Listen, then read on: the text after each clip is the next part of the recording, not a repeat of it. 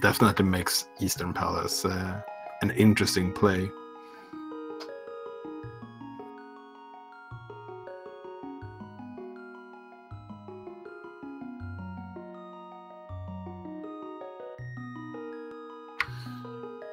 So it looks like we're off, and Uncle seems to be a little bit confused here.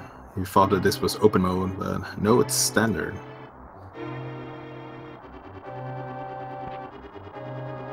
And just a 5 rupee from the first chest, so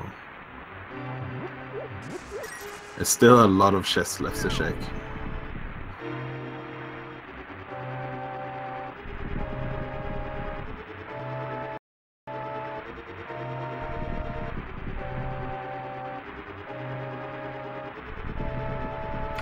Okay, so Uncle, what do you have for us today? Ah, you were right. It's the Cane of Samaria Star.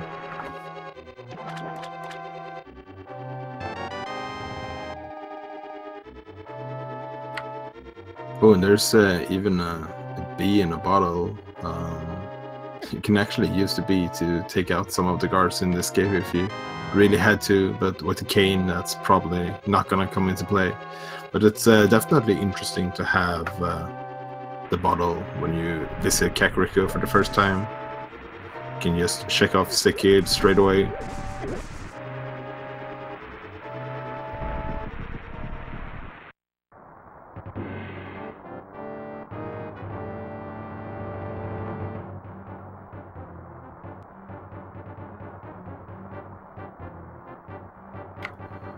So here we see Geeky throwing some pots on some guards, and Raikou doing the same, hoping to get some of those bombs early on here.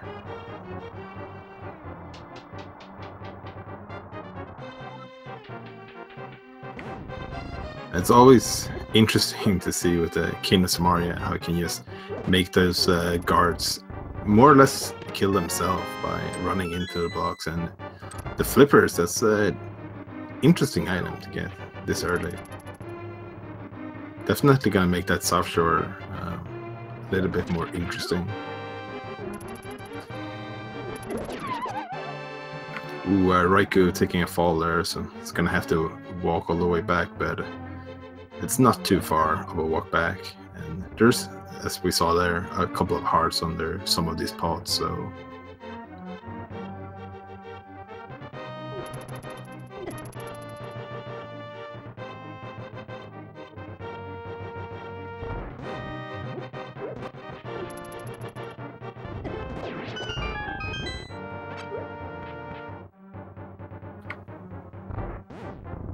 Okay, so they already got the small key, which is needed to get past the escape area.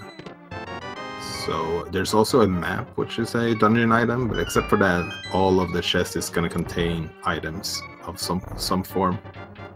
Raikou is a little bit low here with just a half heart, but there's 3 hearts down here, so they can just make it past the green guard. It should not be too much of an issue.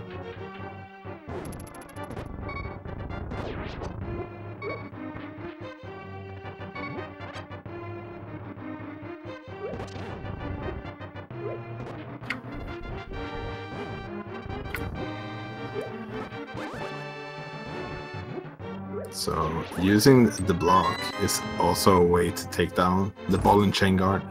It takes a couple of hits for him to go down, maybe 8 I think total if you don't use any pots at all.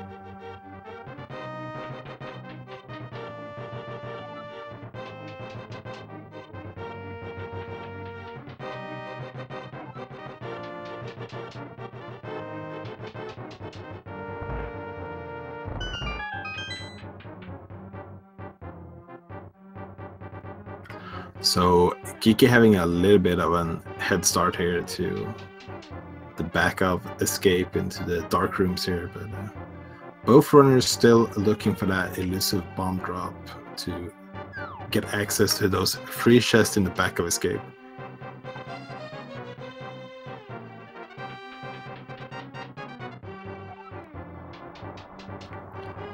So we haven't seen any bomb drops at all from the guards, but the rats and the the snakes here in the back escape, and it's very possible that they could have a bomb drop in their drop pool. So farming from them could make it a little bit easier sometimes if you don't get anything from the guards. Hmm.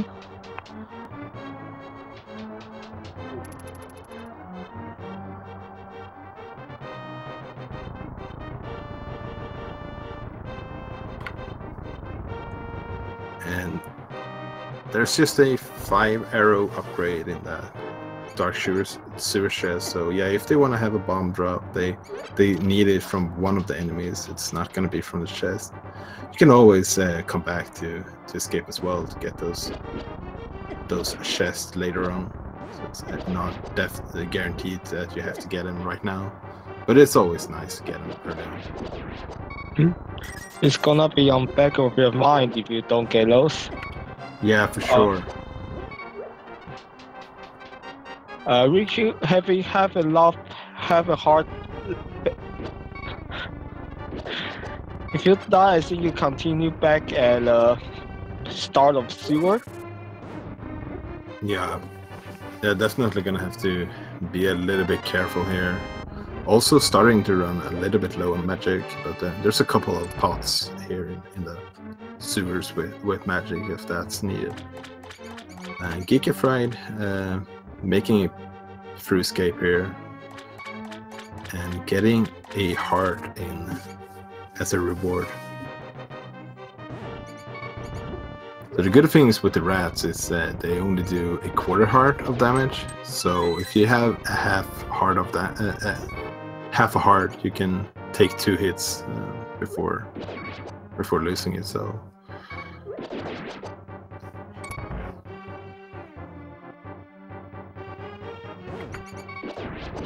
ooh, there's a 4 bomb drop for Riku. There's also some hearts here in the back of escape, so you can refill your health a little bit. So 300 rupees, piece of heart, and a bomb upgrade. So nothing super important. The money definitely doesn't hurt to have early on, but there's nothing required in the back of escape.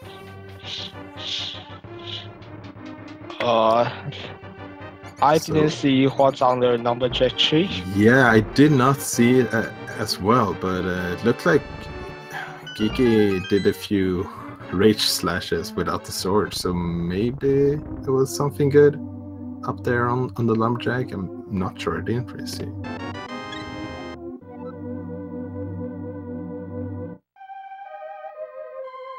But in the Lost Woods we have another heart, so 5 hearts, that's definitely helps early on, especially if you're gonna make that trip to South Shore with those crabs doing 2 hearts of damage.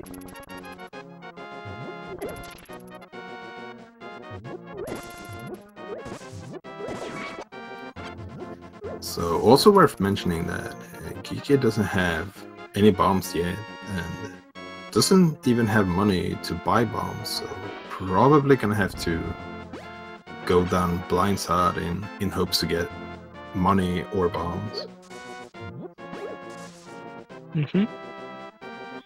So let's see here from Rikuplayer if we can get a better look here on that item. And oh, it's a half magic, so yeah, it's not required, but it's definitely something you want to have.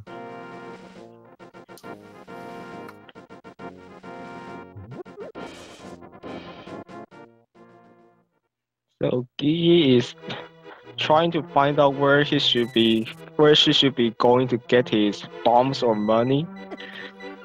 Yeah, it's a tough one. Yeah, she doesn't want to double dip well or blind hut. Yeah, the bushes around the bomb hut, I think, have a chance of dropping bombs. But having the bottle checking sticky, maybe he has a couple of bombs for them. Ooh, 20 rupees, not quite enough to buy bombs. But it's a start.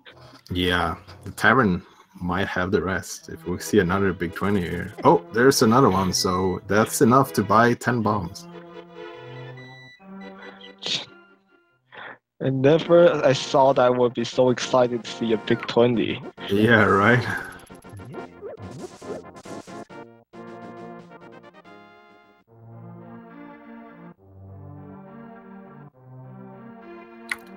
So yeah, Rikuplayer with the bombs already can just go straight in here to blindside. So making up some of that time that the escape cost them. Oh, there's some bombs in the chicken hut as well.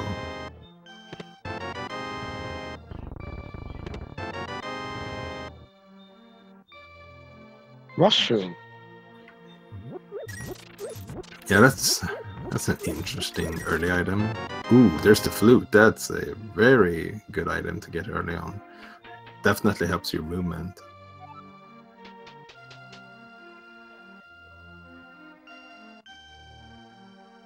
So if they find a map check. Yeah, it was a pretty quick map check, but I think it was a 5-6 crystal at Eastern, and I think the other two dungeons in the Light World were both crystals as well. I think I saw that too. So if they find a hammer here, they can just do the fake powder. Yeah, that's true.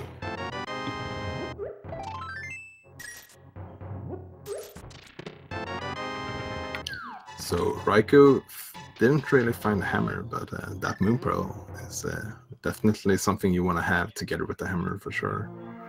It's a good start to get to the Dark World. So bombos from the bottle vendor. It's hard to tell if that's a rip-off or not, because we don't really know if it's going to be required. In any case, it can be nice to have sometimes in Ice Palace. Yeah. And we got a very early national anthem here from Rikuplayer, activating the flute, releasing the swag dog from its captivity. Meanwhile, Geeky here doesn't have quite enough to claim her bombos, but she will also activate her flute. Yeah, she might just save that bottle vendor for when they come back, like the second time, to just enter the Dark World. Yeah, with flute, bottle vendor like Russian is a very fast check.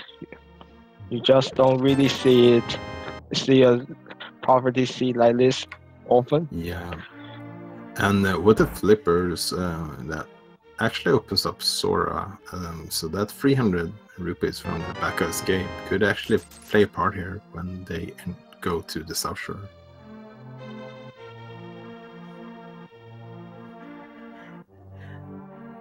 And on the library, we have another 300 rupees just sitting there, but not able to get them.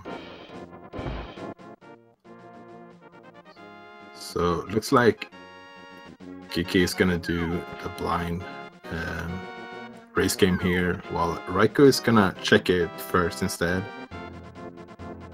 Both are good options to do if it's something that you need. Then it's faster to just do it straight away, but in this case it was just a heart piece, so Raikou saved some time there, just checking it instead.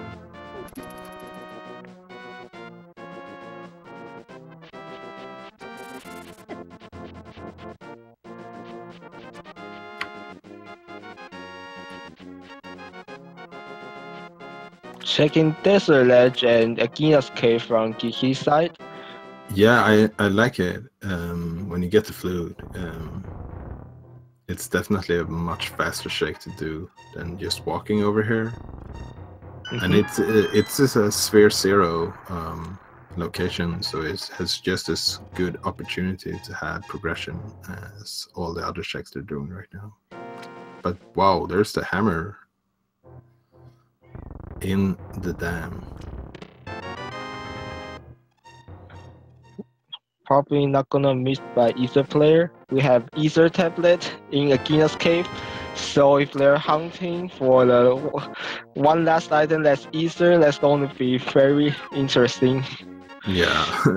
Wouldn't surprise me if Ether is required for Mr. Meyer, because it always feels like the Mr. Meyer medallion is always somewhere close by.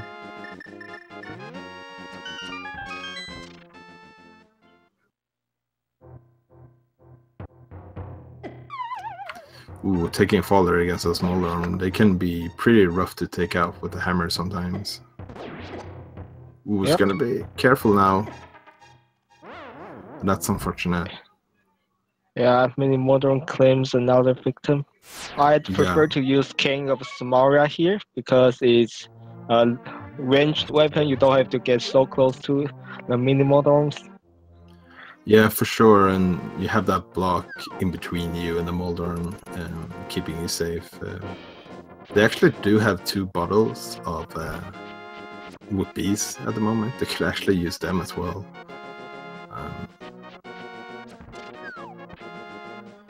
But luckily, the minimal arm cave is not too far from your saving quick point, so Riku is just going back for another shot here.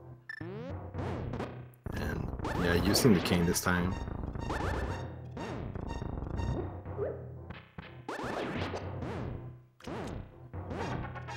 So Geeky starting off with the hammer there as well, but switching over to bombs instead. Getting a double hit there was a good one. Yep. Ooh, and there's a sack heart. Together with silvers, that's a very interesting find. And gloves, that's our Dark Road access. Yeah, that's some quite early Dark Road access. It's going to be interesting to see if any of the players decides to keep checking some of the Light World stuff or decides to just dive into the Dark World instead. Looks like both are walking to Ice Rock Cave. Yeah, with the flute, you can actually flute there from minimal arm, but it's just a small time save, so it's not going to hurt any of them. Especially since both are walking over here, and none of them is gaining or losing any time on the other runner.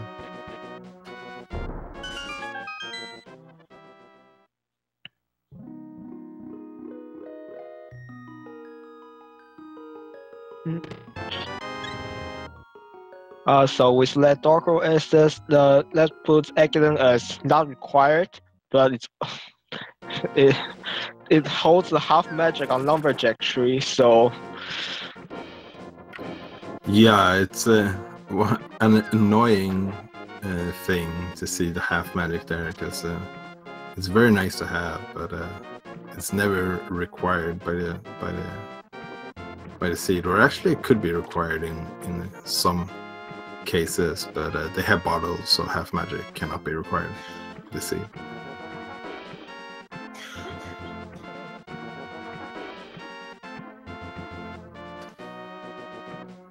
So both having the same mindset here, already having the flippers makes checking these water locations a bit more appealing, I would guess, because it kind of feels like the seed wants you to do this.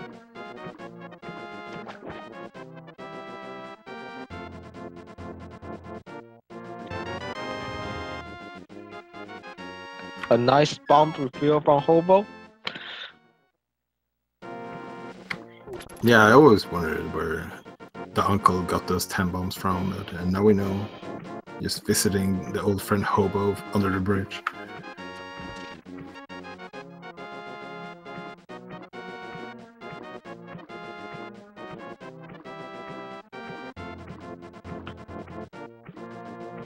So Geeky using the flute, arriving at the waterfall very sooner. Yeah, that's a good trick. It's quite hard sometimes to actually remember that you have the flute when you get it so early, because you're not really too used to it. And speaking of the flute, that does also gives us one location in Logic on the Death Mountain. Wouldn't be surprised if our runners maybe try to wait until they have Hookshot or Mirror before they go up there, though. So Riku here is 33 rupees short. Yeah, that's a little bit annoying when you're so close. Flute doesn't work in Zora's domain, you have to walk out. Meanwhile, Geeky is going to check the bag of escape, going to claim her 300, making him 6 rupees short for Zora. Yeah, that's gotta feel bad. You were just there, and then you get the money that you needed to have just like a couple of seconds earlier.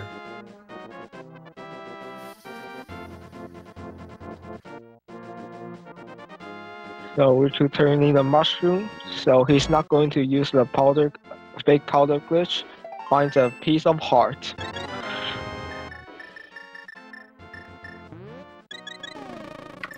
Yeah, and deciding to use some of those money to stock up on some potions.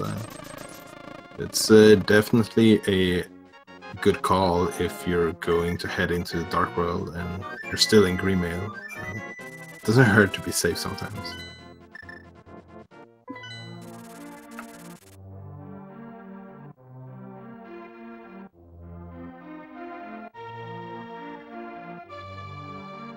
Looks like both are turning the mushroom.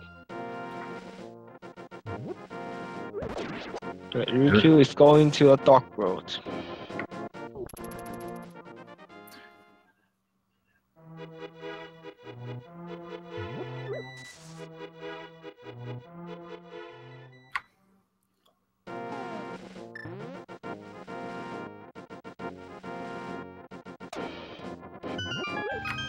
Yeah, so it's gonna be interesting to see where they decide to go.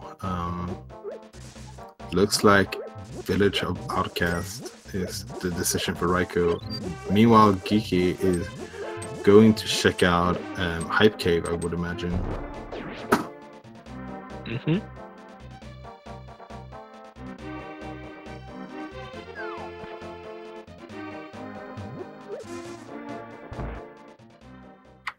And Turtlerock, Skullwoods, and Feast Town are our pendants today, Turtlerock being the green one, while Pod is our last 5-6 crystal. So having both Turtlerock and Skullwoods being pendants is definitely interesting, because that does put the possibility of the Fire Rod not being actually required at all to see. Mm-hmm.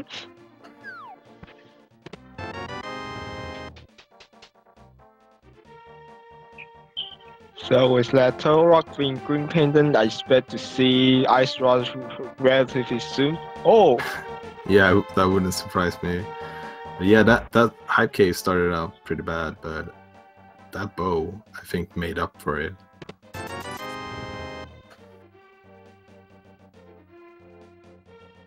But without the lamp, part of Pod and Eastern are not in logic just yet. But she can beat those if she's confident. Yeah, that's definitely a possibility. Without a sword to guide your way and no fire rod to light up the rooms, I would imagine it being a little bit less appealing. But yeah, if you sequence break those dark rooms, you can full clear both of those crystals and actually check the pyramid fair as well. So Geeky did not check the rest of South Dark World. She's going straight to the Skulls area as well. Yeah, and Raikou is doing some overworld checks here instead of heading into Feast Town. It's always a hard call to make if Feast Town is a pendant, because you can full clear it as soon as you get Dark World access, if you have the hammer, that is. So it's 4 locations you have access to, but it's at the same time it's a pendant, so a little bit unattractive in that way.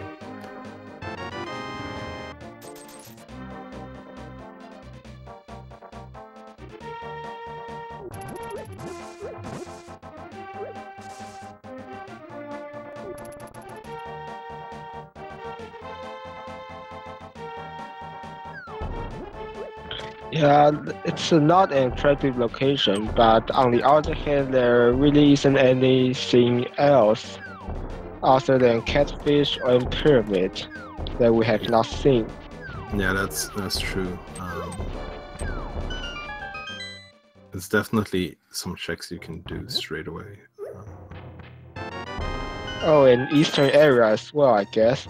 Yeah, we We have have not seen those. We have a couple of locations. Both runners so far elected not to go into Skullwoods. Both items could be in the front there.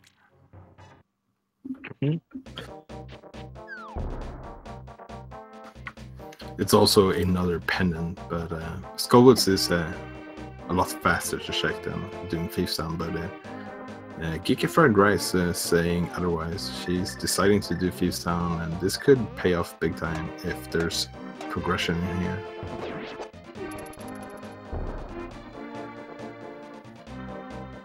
Meanwhile, Rikuplayer is checking the pyramid.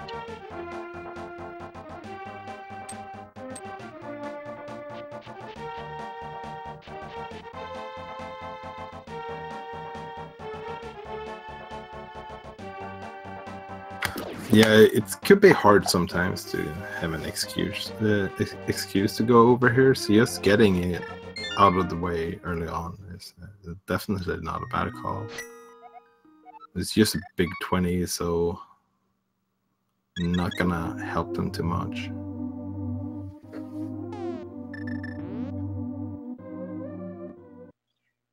I think the most Oh, best. you Of call course. it. There it Of is. course.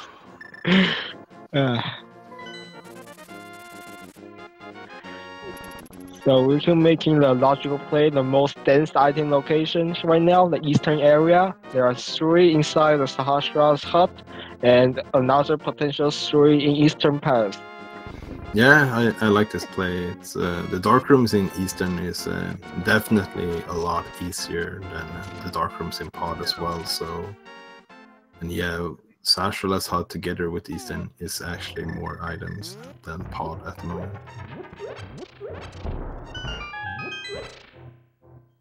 So Geeky is going deeper.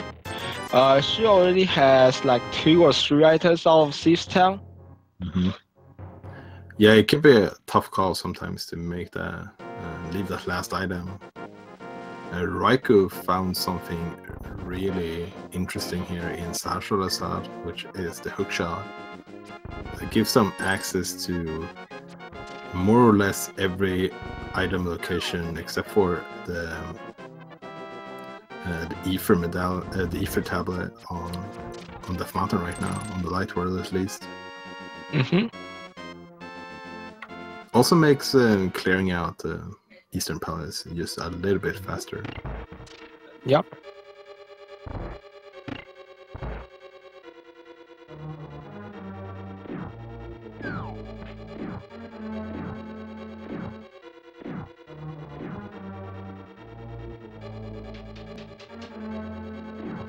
So it looks like Geeky is full clean Thieves Town for the last item.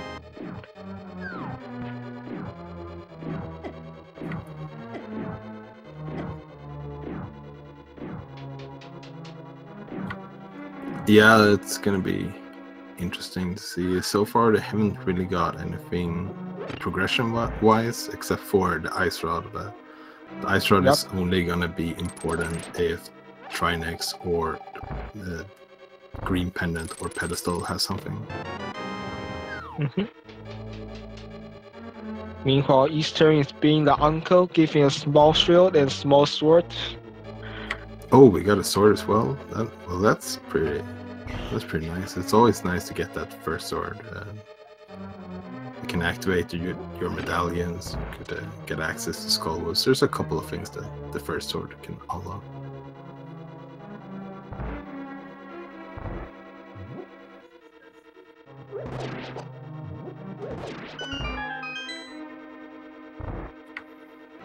So the Maiden's chest in Feast Town holding the small key, so it does give the possibility of the progression to be in the big chest. And oh, there's another sword. So you know where 2 swords are so far. That's it's. Oh, go ahead. That's also the last item here is Thief's Tab, which is pretty convenient for that to be a sword. Yeah, for sure. And looks like Geeky is deciding to finish Face Down anyways. Definitely gonna be helpful if it turns out to be a pedestal seed, because they're not gonna have to go and rescue the maiden once again. Also worth noting that if that ice rod is not required, or there's nothing on pedestal, there's a very good chance or risk that Raikou will never find that sword that Geeky got.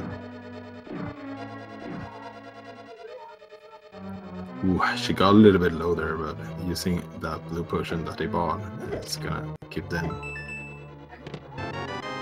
a little bit more time here to take out Blind. Only needs 1 more hit, and there, Blind goes down.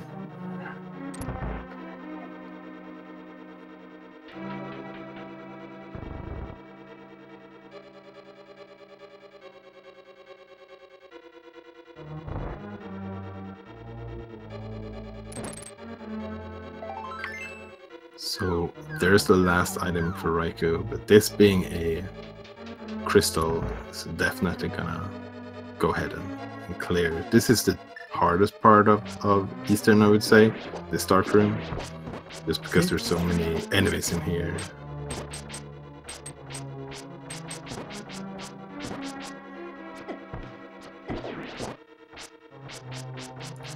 Yeah, and sometimes this can happen where I'm not really sure where the enemies are anymore. It's gonna be have to be careful here.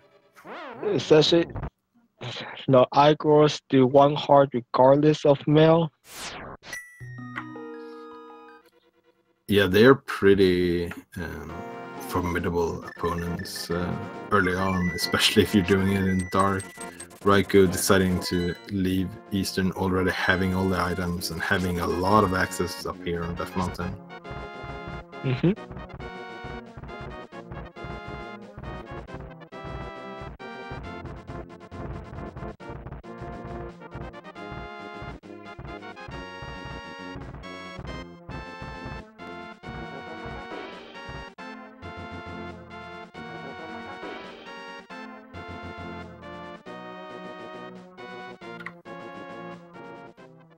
So Raikou going up into Spectacle Rock first, just to check it out. Just a heart piece. Probably gonna leave that heart piece alone and head to the eastern side of Death Mountain instead. And this is a good call for Geeky. She's making the way over to Eastern as well, so it's also gonna get that hook shot.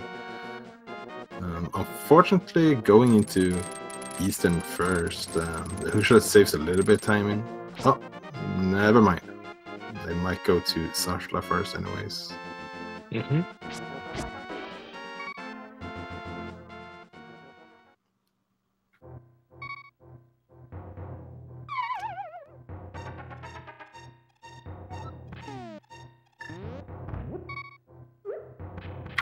So I see a question in chat about Sora. Yeah, both players has, I mean, none of the players have checked Sora at the moment.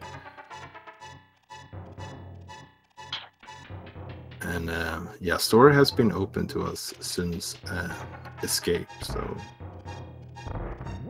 might be a while before any of the runners decides to go back there to check it. It's Geeky opt to not go to Eastern, going straight to Death Mountain after that hook shot.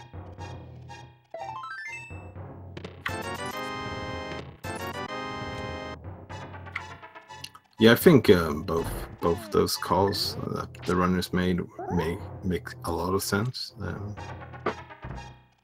Geeky might be want to check these locations up here. They're a little bit more dense with items. So if, for example, you find a mirror up here, you could do both Eastern and Pod in one single go. Having the flute as well, always pretty fast to get back. So Hmm?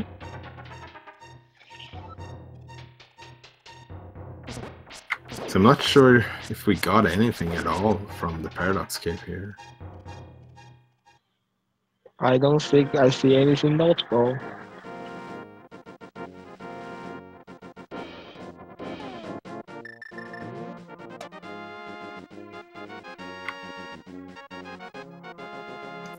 Yeah, so one item that we know that we're definitely gonna need from Death Mountain here is the crystal in Tower of Hera. Raikou making the play for it. There's a possibility that the big key is in the basement. In that case, you need a fire source to get it. But otherwise, they could defeat the dungeon right now.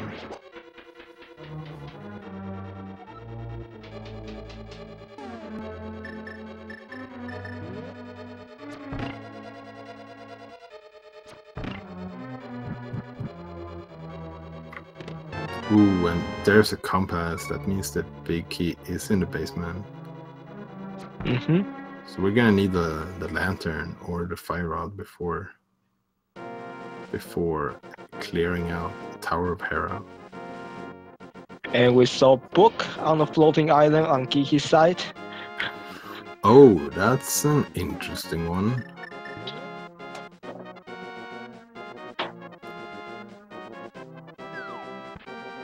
Gonna need both the Titan's mates and the mirror before we can get to it, but yeah, the book opens up a couple of new locations. If they can get to it, that is. Mm-hmm. Especially since we now know where the Master Sword is.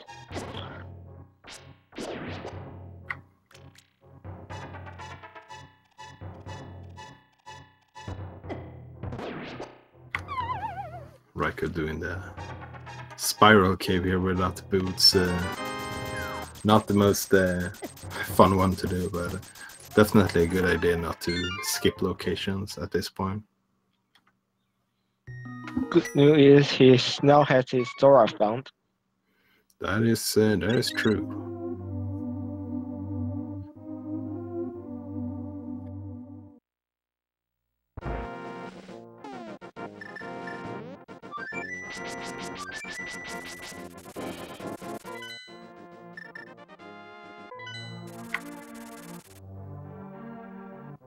So it's interesting. We went up Death Mountain and we didn't get more or less anything at all, except for some money. Yeah.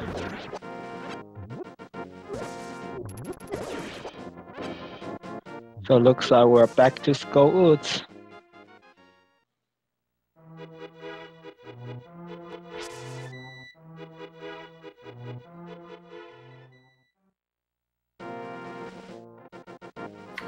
Yeah, it's gonna be interesting to see if Raikou decides for Thieves Town or Skullwoods.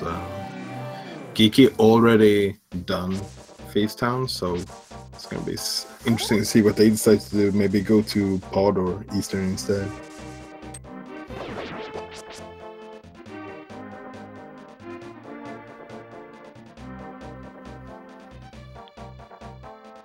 She's gonna check her last location up here on Death Mountain. The Spectral Rock Cave might go for Spike Cave as well, but I'm not sure that Hell's gonna cut it. Yeah. The Spike Cave is gonna be pretty rough with this loadout, but none of our runners decided to save the old man as well, I think. Which, if you don't feel comfortable doing Darkroom, then that's definitely fine. It's not gonna be anything the seed will require you to do until you have the lantern.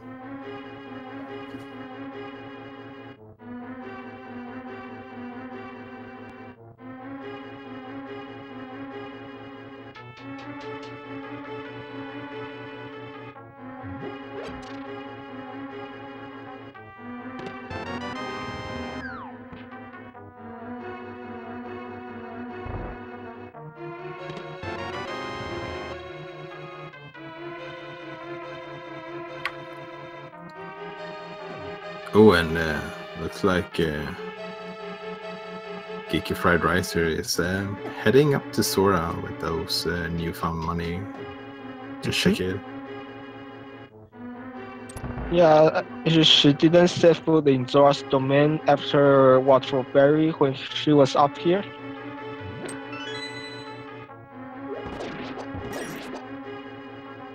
Yeah, and also missing out on those 300 rupees in the back of Escape. There's definitely a possibility of a mindset of thinking, oh, my opponent might have already checked Sora. If that's something important, maybe I need to pick it up sooner rather than later.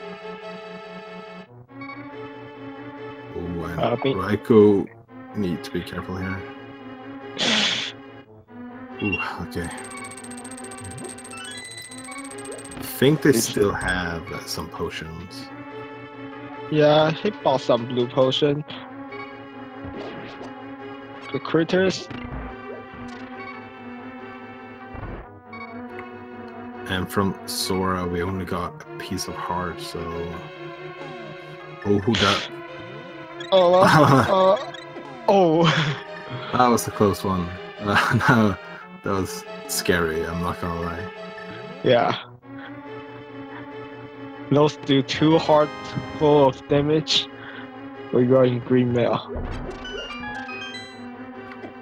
Yeah, the hookshot can one-shot these crickets or lizards or whatever they are.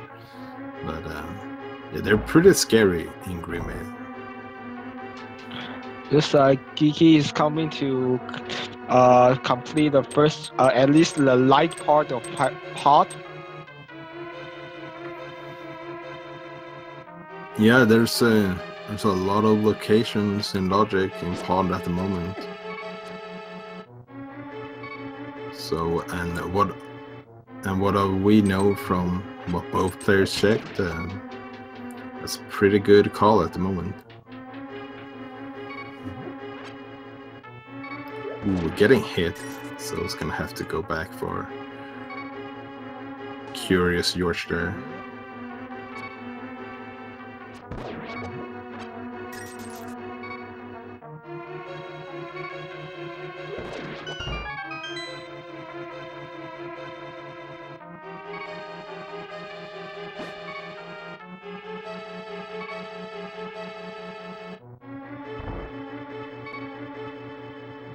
Going the long way. Did not pick out the block with the power glove.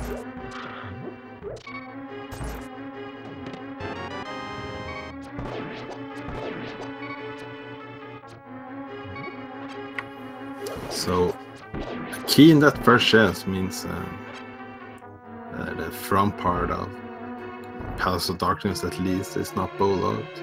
Already having the bow though, that's not too much of an issue anyways, but it's always interesting to see when it's bow locked or not.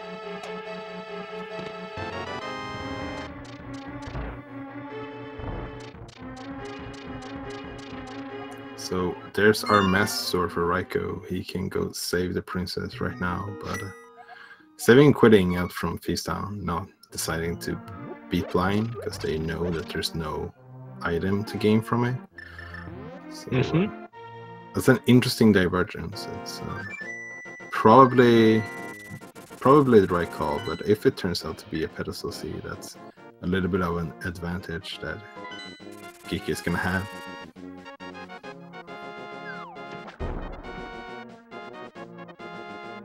Looks like Riku is also on his way to get gamed by Zora. Yeah, there's nothing better than to save up some hard-earned money just to spend them all on nothing.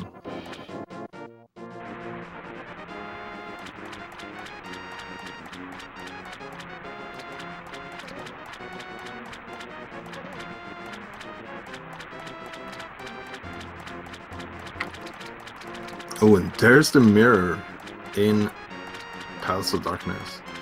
Definitely opens up a lot of new locations, including everything in Swamp Palace. And making routing in pod very easy. Yeah, they can just mirror after they're done here in pod and do Eastern straight away.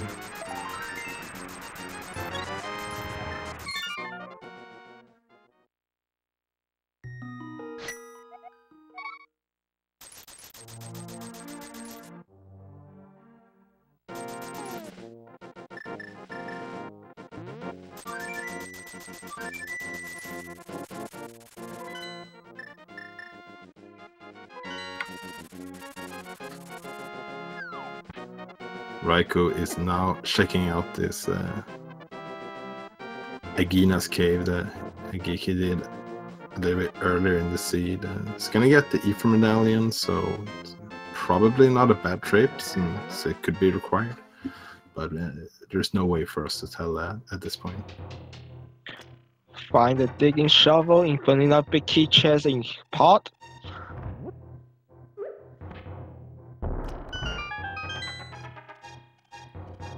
And notably, we still don't have a big key, so the search continues.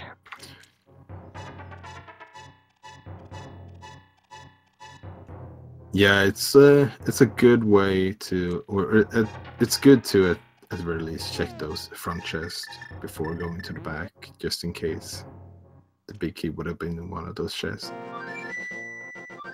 Yeah, found 2 items so far, so there's 3 items left here in Palace of Darkness.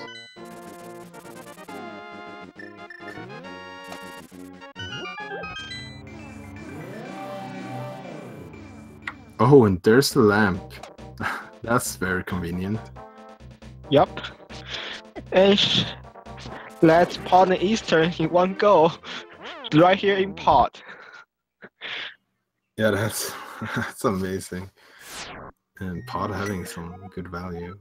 Raikou, unfortunately, had to deal with a Murderdactyl in Greenmail, which could be quite deadly sometimes, as we saw. But with the mirror, with the flute, I mean, hopefully just fluting back to 5 again, because we know that Palace Darkness has the goods. Yep, he's back. Is going to be happy about that decision.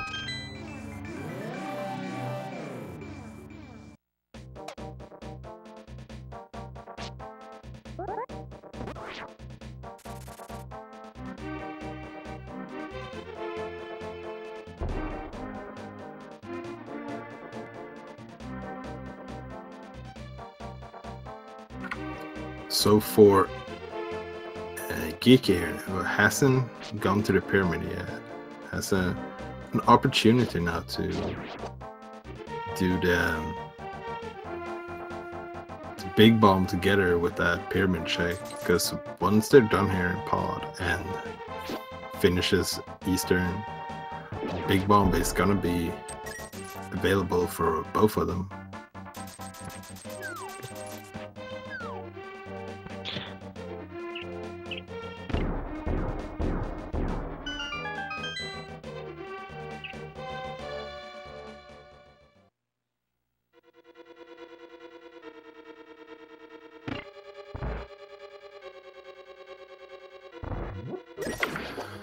So doing pod first means that Geeky doesn't have the Master Sword here. It's not really gonna hurt him too much, because those silver arrows take care of the boss here, Helmosaur, very quickly as soon as you got the mask off. But the turtles here is gonna be a little more problematic, but he also has a bumbles and hammer. Yeah.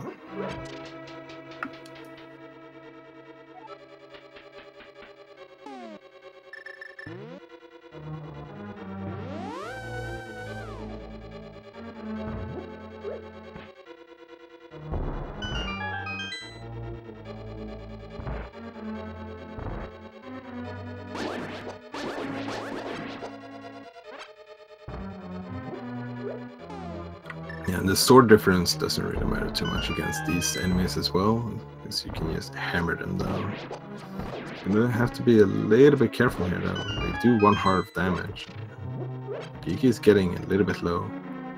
Yeah, deciding to grab that heart, that's probably a good idea, because Helmasaur does 2 hearts of damage when you're in Green Mill, so you're not gonna have too much room for mistakes here. She does have a red potion and also blue potion. Oh, she does? Okay, then that makes it a lot safer then.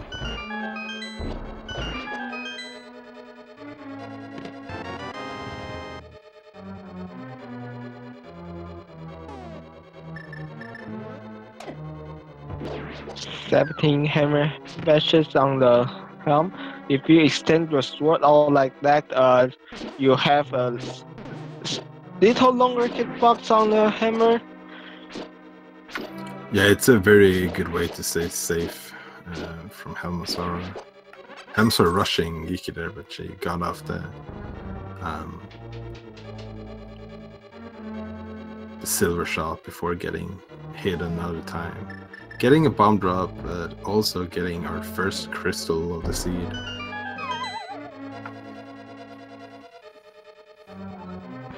Yeah, pretty late first crystal, 15 minutes in. Yeah, it's been one of those seeds where it's been a little bit hard to tell where to go.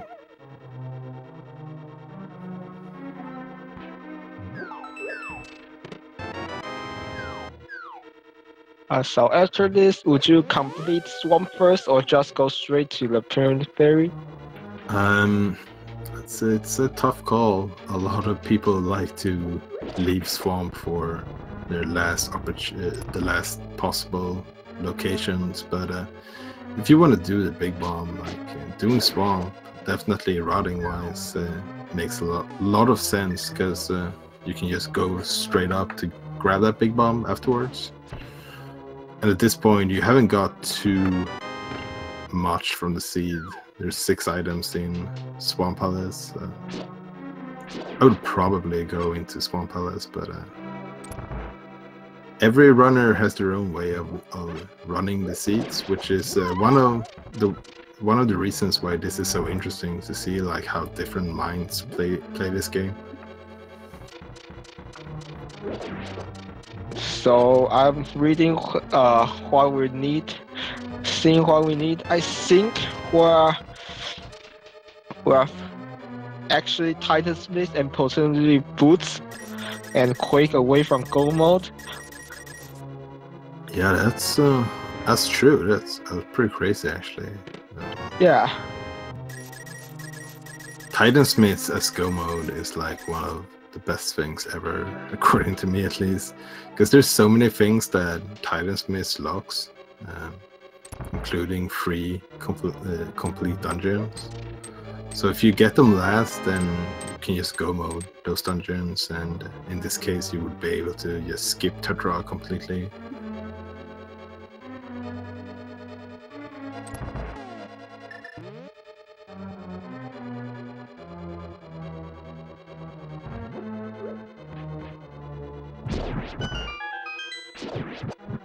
So in this case, I would consider Pyramid Fairy first, because if I want potentially just one item away, I would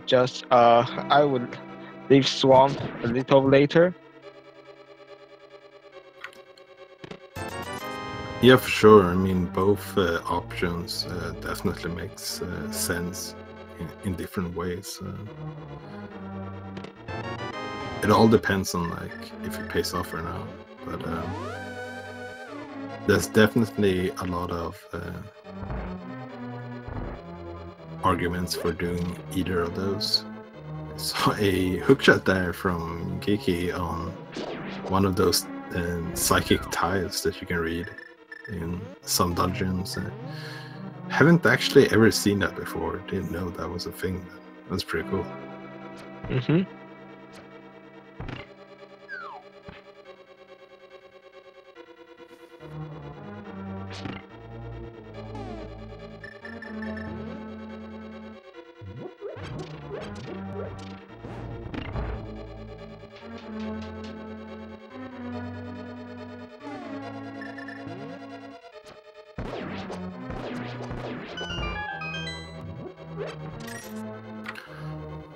So Geeky making our way to the Armos Knights, and Raikou on a very good path here to Helmsar, probably gonna take care of Eastern afterwards, maybe not. You don't really get a new item, so you might just skip it for now.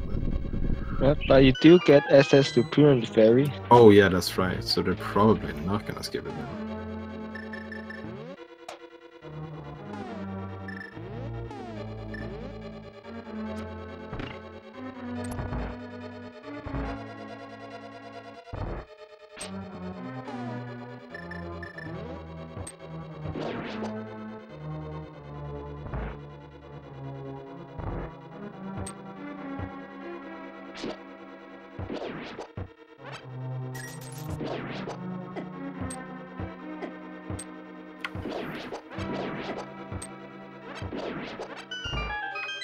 Also, with that lamp, Geeky deciding on the third option instead of the pyramid or swamp. You can save the old man and then complete Hera instead. Still have both items in Hera to find.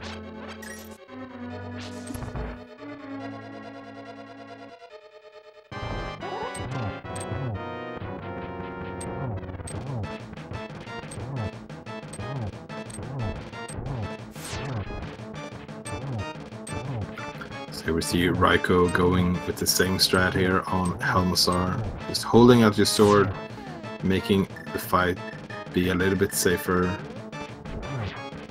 even getting a spin there before shooting off the arrow.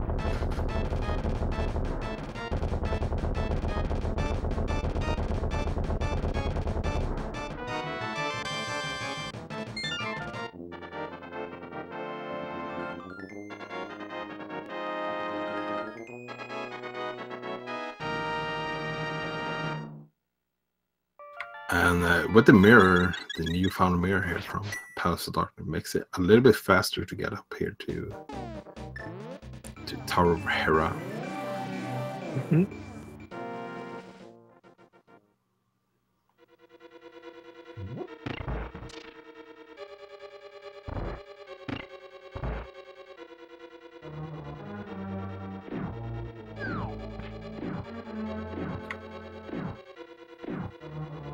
So this is not really Ganon's tower, but we're about to see another form of tile room here. A little bit easier one, which makes a lot of sense since this is number 3 in the order of dungeons you normally beat on. Well, there are tower rooms in Desert Palace, which is number 2 as well, but you just walk past those. Yeah, that's true as well. I'm quite glad that that's the case, to be honest. Otherwise, Desert Palace would be quite annoying. Yeah, I think both small key rooms in the second half of Desert are tower rooms. Yeah, that's. You also have that one in Mr. Meyer as well, with the lanterns.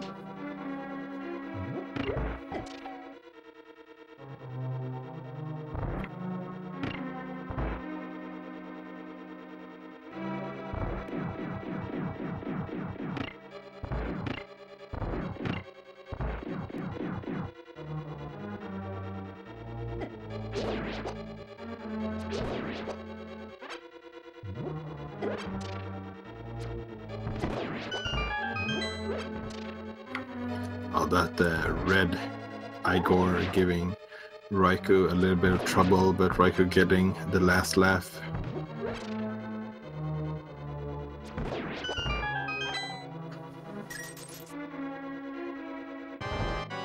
So there's a map for Geeky. It means that the big chest and Moldorm is having the 2 last items.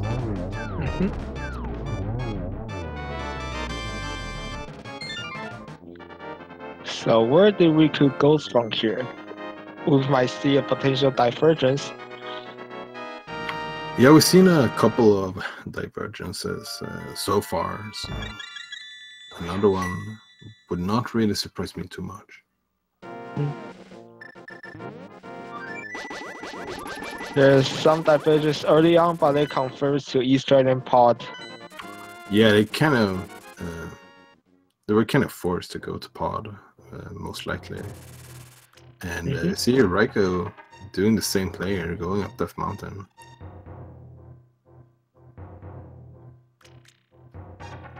And we have a Moldrum fight here.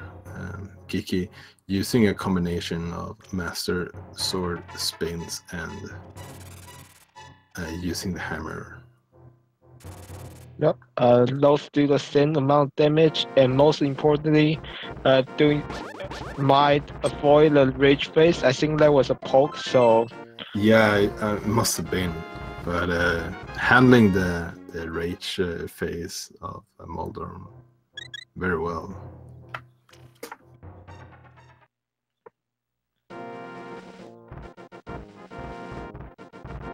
So nothing here in here other than the crystal.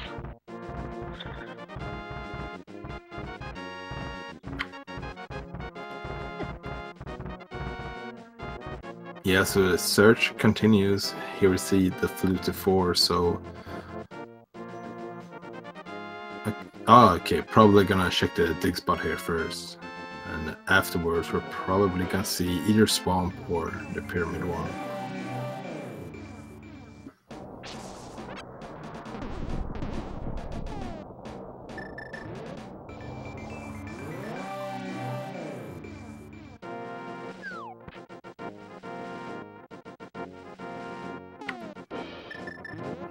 So dig spot just having 10 arrows.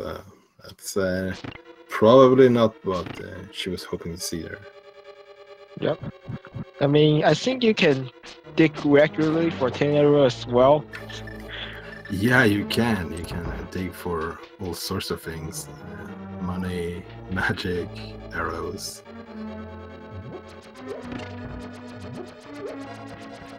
So, Raikou going for the coffee break strats here.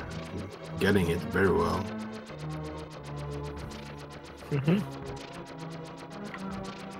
So looks like Geeky is deciding to check the pyramid first. Not having checked the item on the pyramid as well probably makes it even more appealing to do. When walking the big bomb, you have to make sure you do not jump down any ledges.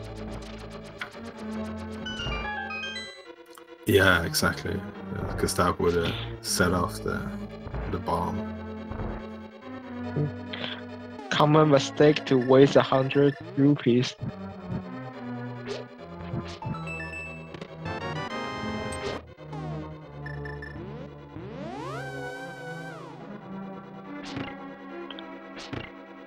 She can also check catfish activities as well. I wonder if she'll do that. Yeah, that would probably be one of the more convenient opportunities to do so. You're not going to have too much of a reason to go back here. So the Pyramid Fairy not having anything that we're searching for, at least. There are also Graveyard Ledge as a very out of the way location. Yeah, we have a couple of those mirror locations to check. And also, none of our runners has still went into Skullwoods as well, so that's a possibility as well. Yeah, I can see she goes through the whole North Dark Road on this route.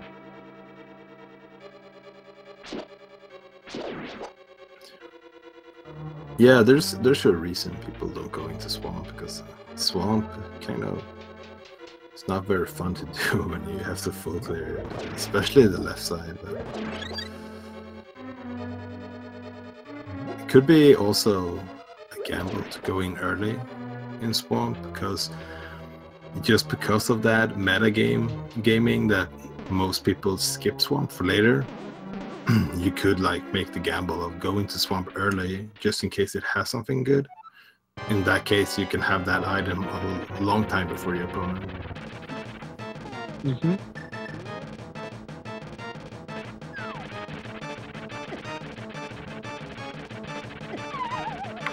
Ooh, where Raikou taking a fall in the middle hole, which is unfortunate because it makes you fall down 2 floors. I'm just gonna have to climb their way back up again.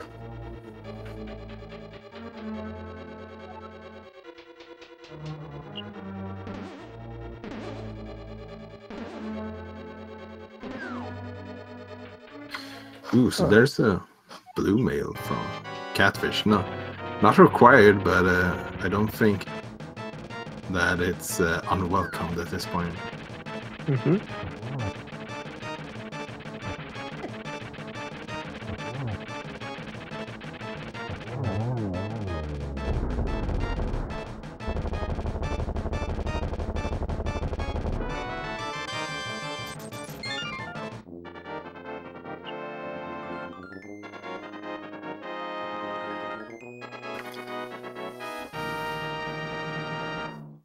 So back into the dark world we go, and it looks like it's swamp time.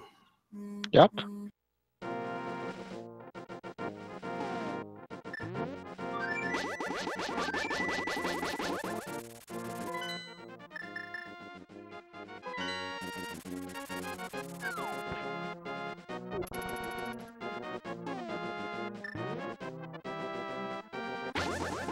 So Raikou fluting to 4 as well. Could make up a little bit of time here if they decide to go into swamp straight away as well.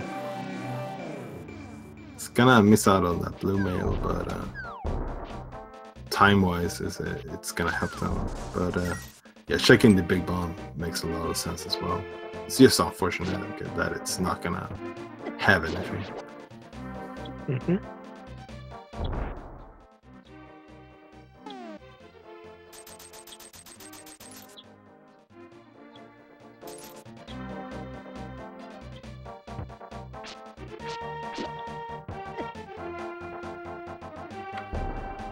So at the very least, the big bomb is not like Kiki. It doesn't run away if you take damage, which is pretty nice because it's a pretty long way to go here to the pyramid. But it does go away when you die, right? Yeah, I do believe that's the case, so it's gonna have to be careful here.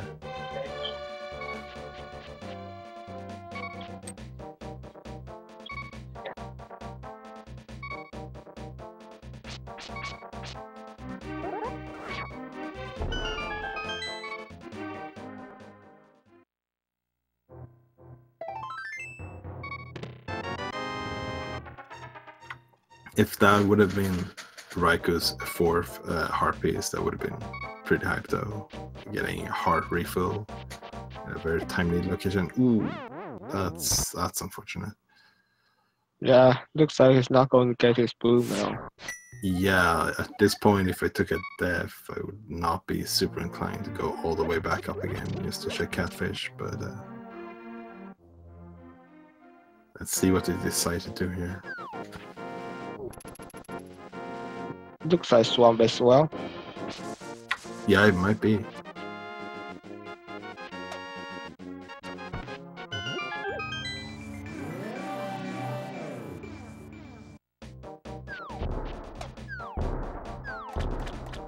So just a map there for Geeky.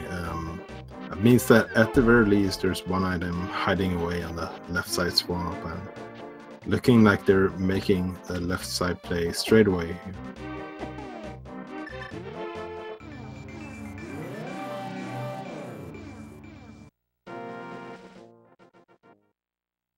So yeah, this is the reason, or at the very least one of the reasons why a lot of runners don't really like this dungeon too much, because it takes quite a while to get to the left side just to check maybe 1 or sometimes 2 locations.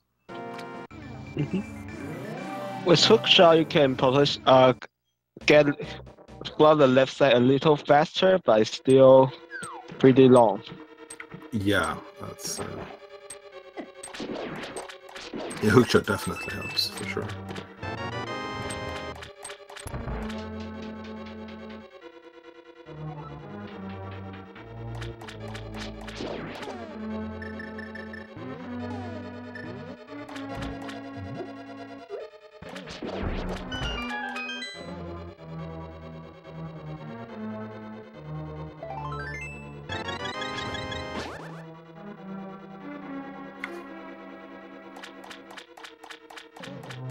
So one strategy you could do is go to the back of swamp straight away, just in case you get what you're looking for in the back instead. But already found that map, so they know that no matter what, there's at least going to be one item here on the left side. And we see an item, it's just a heart piece, and the second one is the big key, so that could lead to another item.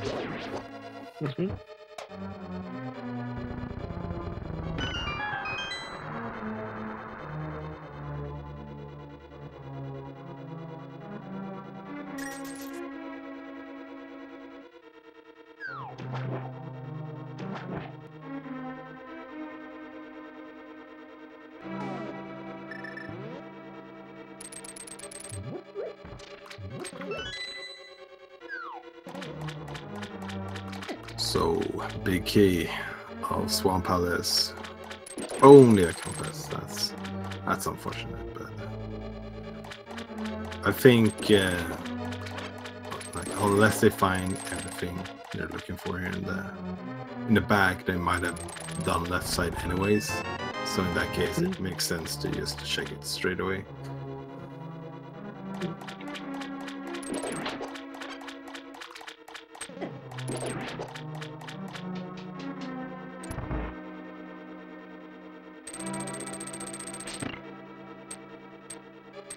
So now we come to the good part of Swamp Palace, I guess. We found all the dungeon items, so there's four locations left here. All of them is gonna have items. The first one is just bombs, and the second one is arrow upgrades. So yeah, that's at this point you start feeling a little bit nervous, I think, because you're like, oh, did I go into swamp and there's nothing good in swamp at all?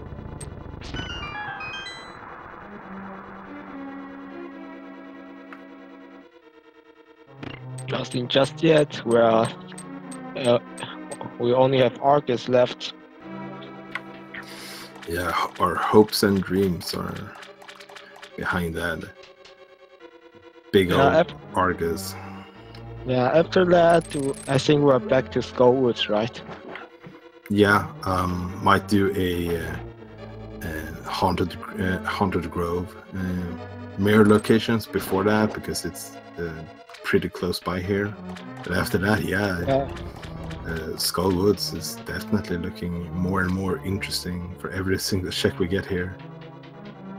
Yeah, imagine how behind they will both feel when they pour like mist out of Skullwoods. Yeah, that would be a rough one, because a lot of people check Skullwoods early, even if it's a pendant. So that would not be a good feeling for sure. So Masters or Argus, each pop requires 2 slashes. If you hook them from below, there's a chance. If you don't mesh well, they will hit you before you do the second slash. Yeah, that's having silvers though makes the last phase here Argus a little bit easier if you can hit it. The same to do with spins instead. That's a very good backup if you don't get it, but there we get a silver hit, so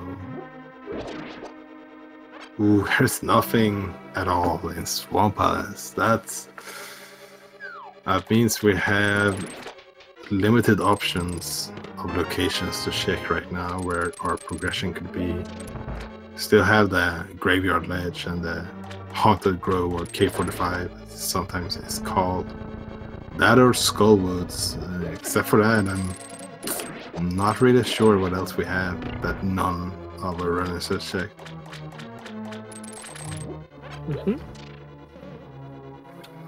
And the little bit bad news for Raikou, I think, is they have just a few more locations to check the Geeky has already done, like Catfish, for example. Yep.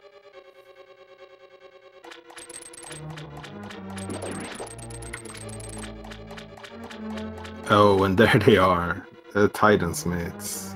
So close to swamp as well. So that opens up a lot of things instead. And let's put that in potential go mode. Lego still has to check with the Mire medallion is Quake or with the desert is Woodlock before we know that. Yeah. So going straight over here makes that a lot. Like, it makes a lot of sense, right? You can check first if you need Quake or not. Which, ooh, we do need Quake. Okay, so it's not go mode right now. And you can also check Desert Palace to see if you need boots as well. Oh, there's Quake. I do remember I said something about the medallion for Mr. Meyer always being in the area of Mr. Meyer. And there it is. Yeah. Who would have best thought? Yeah, right?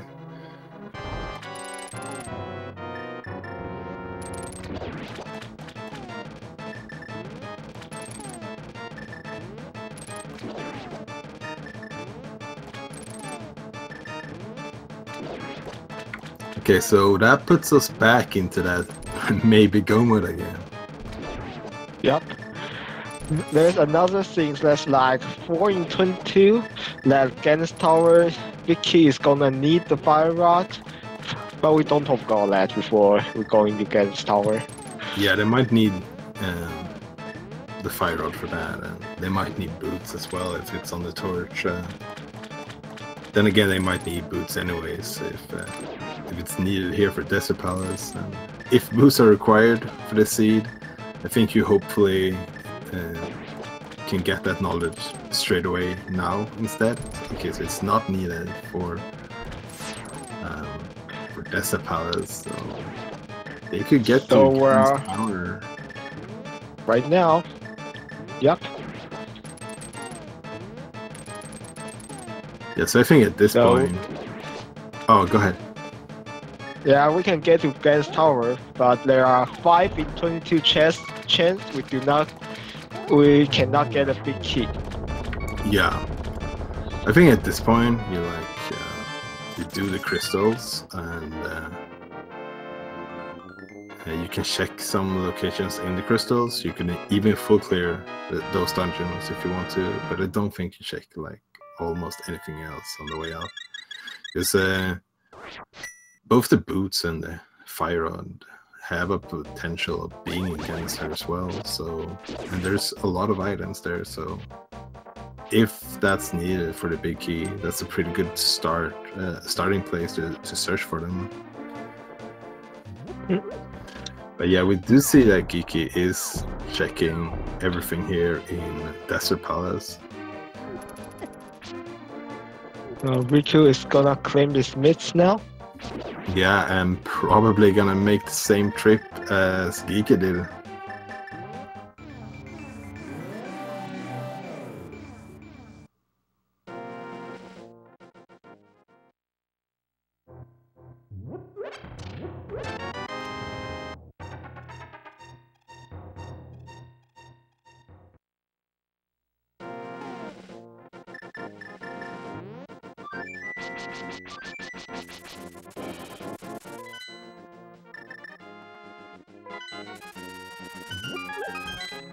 So yeah, Raikou with the same play here is gonna get the knowledge of Quake being required and then getting the Quake medallion straight away.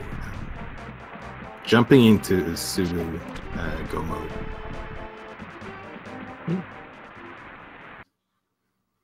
So if Geeky decides to keep like full clearing the crystals on the way up to Ganas Tower, and Raikou doing like a decision to maybe not do that, that could potentially save them a lot of time.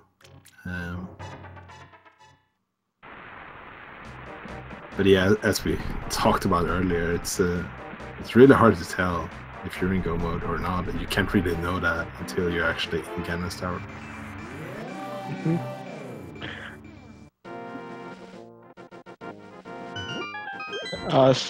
So you don't want to slash the models with Magic Sword because it does the same damage as Fighter Sword.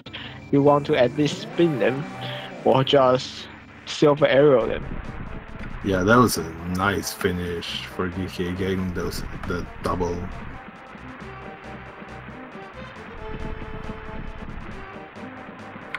Oh, and Raikou is deciding to go into Mr. Meyer first. So, not knowing if Desert Palace needs boots or not, I would imagine that they might full clear this. I mean, in Mr. Meyer, even if you go modest, you might end up full clearing anyway, so who knows? That's very true.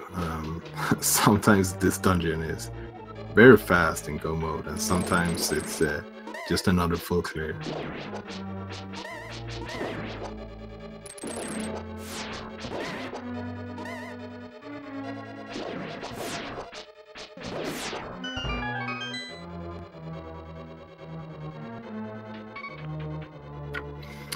And we see right now Raikou being a little bit low on hearts, and not having that blue mail from Catfish could definitely play a part here if they don't find another mail upgrade in Ganon's Tower, for example. Because green mail Ganon's Tower can be pretty rough sometimes. And not having a refill from Desert Pass like Geeky get is going to play a part as well. Yeah. So the first item here in Meyer is a shield.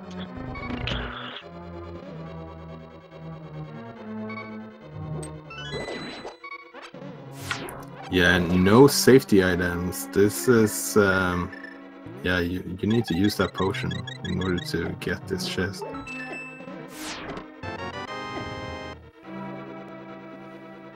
Which is a little bit unfortunate, because you might want to use that potion on one of the bosses instead.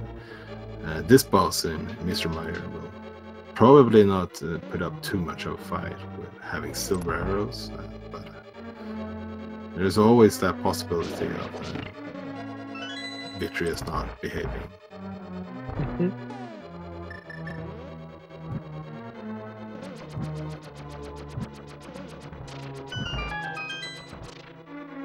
I wonder if not having any invincibility items having anything to say with the logic on that chest. I'm not sure.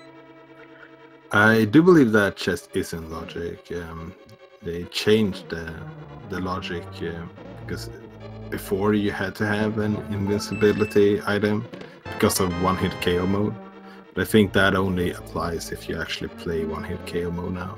So the game does force you to take damage sometimes. Okay. So Rikuplayer found the big key on the switch chest. Meanwhile, Geeky is going straight to the cutscene chest.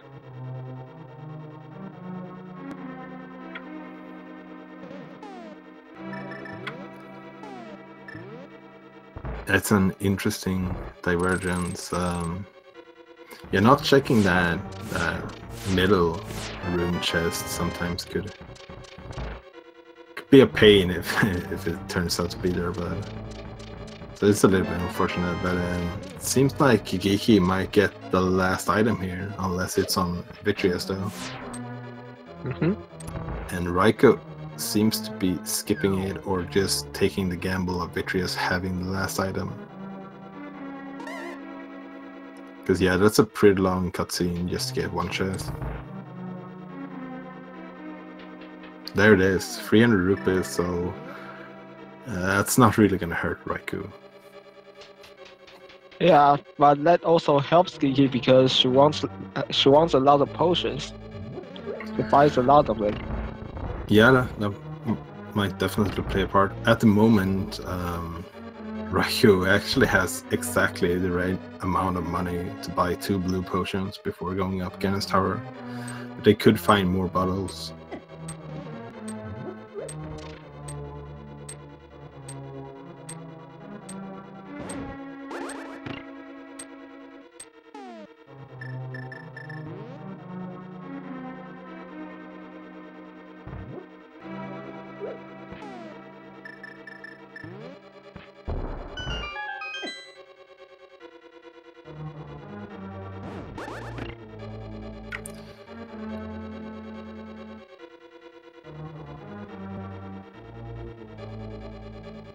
So both heading to Vitreous here now. Riku's gonna get there a little bit sooner, but he's gonna have to go into Desert Palace afterwards, which Geeky has already cleared out.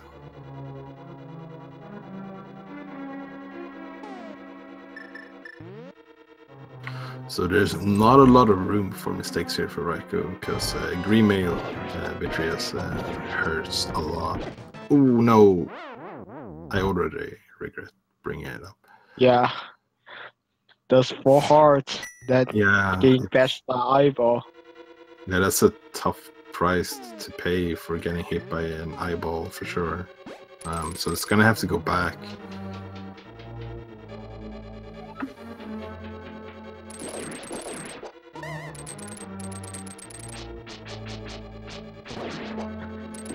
So meanwhile, Geeky on Blue Mail is an eyeball bash. I think the 3 hearts, so she can get hit twice before needing those potions.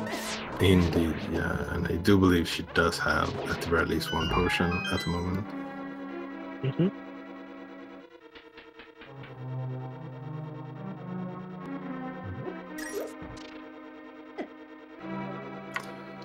And at this point, both runners thinking that they might be in go mode. It's not certain quite yet, but taking a death at that point has got to be very stressful.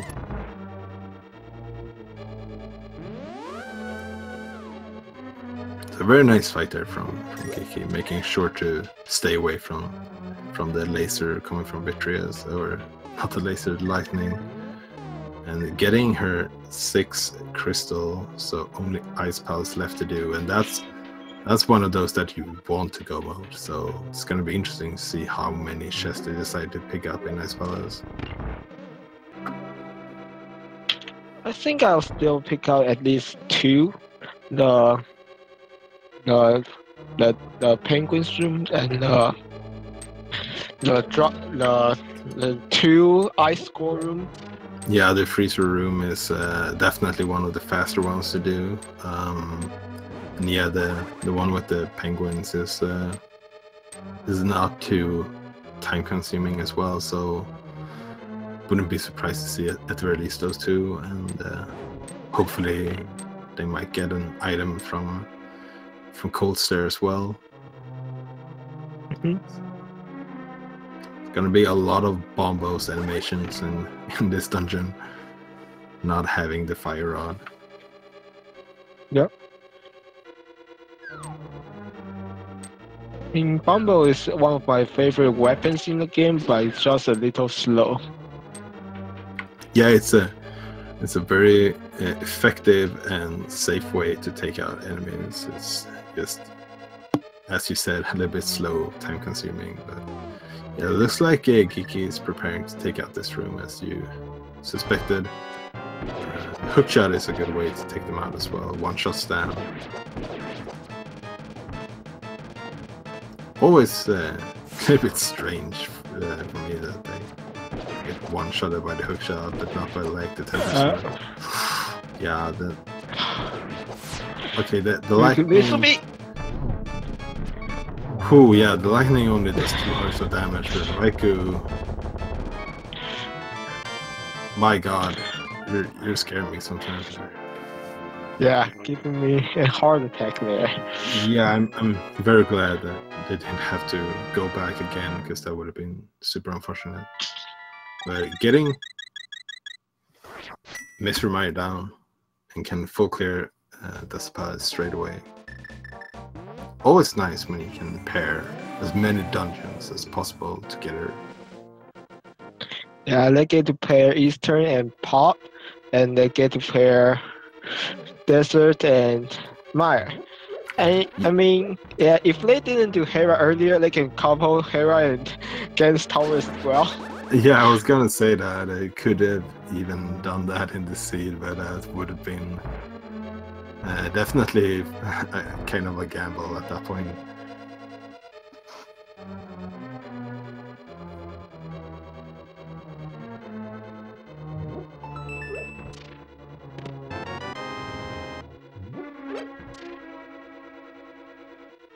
Riku did not go back for the 300 rupees. Makes sense because it's in the big key chest and he thinks he might be behind after the victory's death. Yeah, that's definitely a possibility. So freezer room having the big key, so yeah, Jackie here is gonna check the big chest as well.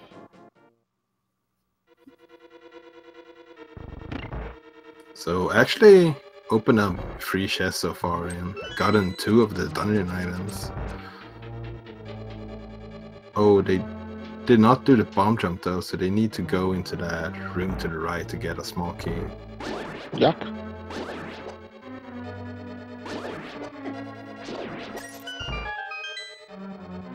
So having the mirror, not the mirror, you don't want to use the mirror in Ice Palace, believe me. I mean the cane of Samaria. That's at least gonna make it possible to get to the boss here without getting another small key. Mm-hmm.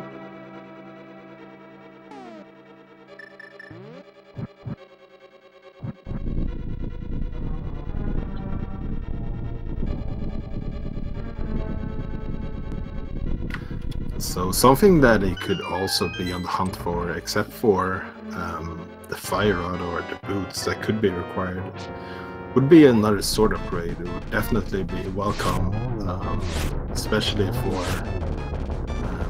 for Ganon. But it also makes the gauntlet faster as well. Mm-hmm. So here you are, Master Sword Coaster fight. It's gonna be rough. With all the fire rod as well. Yeah, no fire rod. That makes this fight a lot rougher for sure. Good thing she's on full health. And have a lot of potion in reserve. Yeah, ooh, yeah, you're gonna have to be careful now. You can't take a hit from the puff at this point. You can't. Oh yeah, wait, yeah. 3 hearts. That's right. She's that's on right. blue. Yeah, that's right. She has the blue mail. I get confused sometimes because all the different sprites look so different in their mail. Yeah, she is definitely blue, so that should have given it away, I think. But yeah, there's Cold Stare down. That's a very good fight. It's not easy taking on Cold Stare with only a Master Sword. Yep. And that's also our 7th crystal. So we're going to climb against tower right now. So there's our 22 lighting location that can contain the Gans Tower big key. When we start the game, get your guesses in.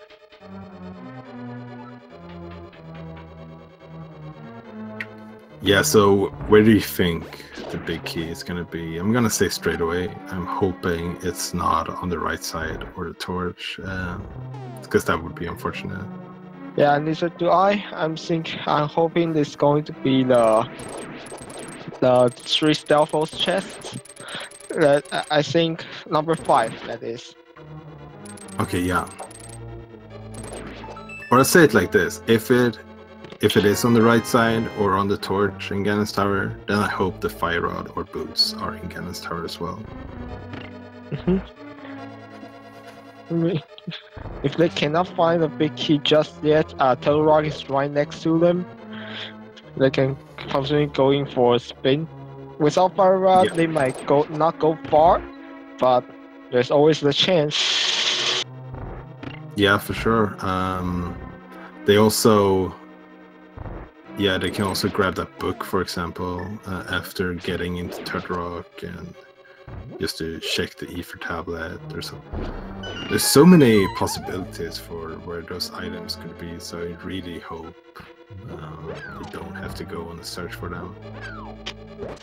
I mean, they can also grab the book while they're climbing to Ganon's Tower and check the Ether tablet first, if they really intend to. Yeah, that they could definitely do. They could we see here, Geeky checking. Oh, there's the fire rod. Are you kidding me? That's amazing. So that puts us a lot closer to go mode. Yep. Yeah, I was gonna say they could check hookshot K before going in, but ooh, yeah, this is good news for Geeky because there's a very good chance of being in go mode at the moment. Way better than before, and he's checking hookshot save as you said.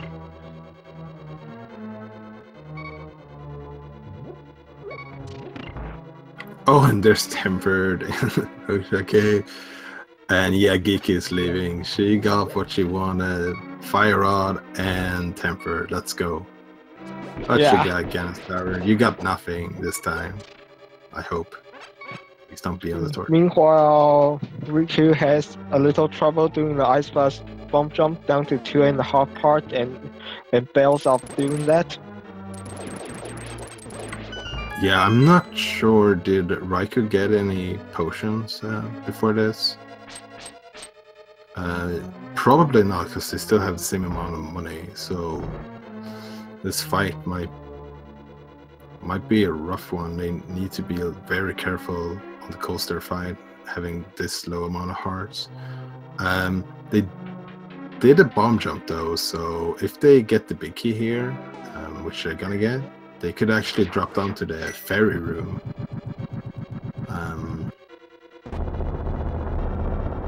Just to refill their health before the fight. So Geeky checking out Gannis Tower, going left side. So number 1 or 2 is not the right one, and there's no big key on the torch, so we can now officially call GeekyFriedRice being in go mode.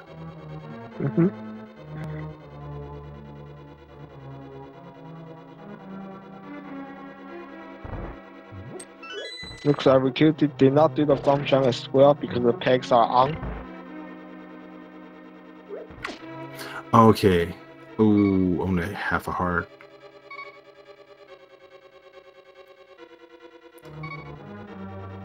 Finding another blue goo in Gan's tower, pretty nice of Ganon to have that in his tower.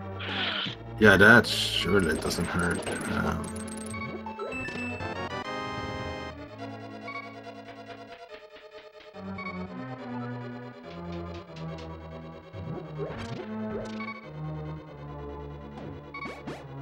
So Firebar room, not having the big key, so the search continues. We're gonna head on to the Fire Snake room and then to the Render room if we still haven't found it. But Raikou, please be careful here.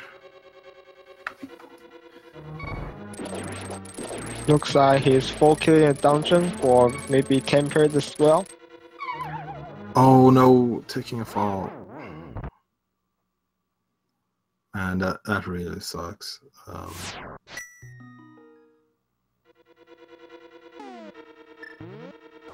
But it's definitely not giving up, it's heading straight back in again.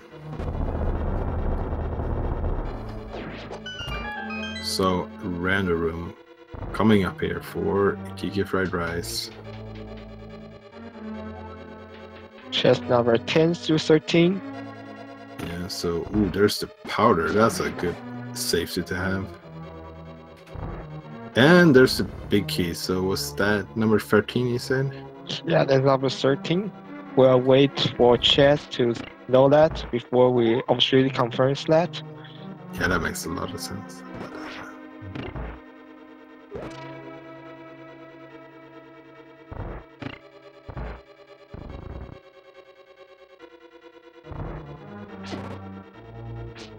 So Jackie is now heading up the gauntlet. Silver arrows, now fire rod and tempered and powder. I mean, this is looking to be a lot nicer Gannis Tower than just a few minutes ago.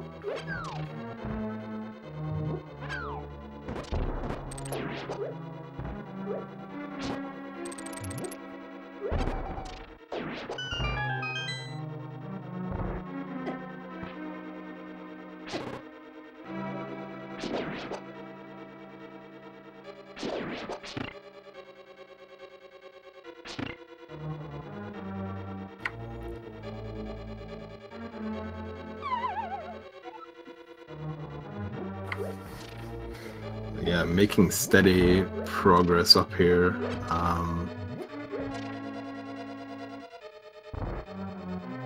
Having at very least one blue potion, I think 2, but also this tempered sword is gonna make so much difference here because those red guards can just one-shot them.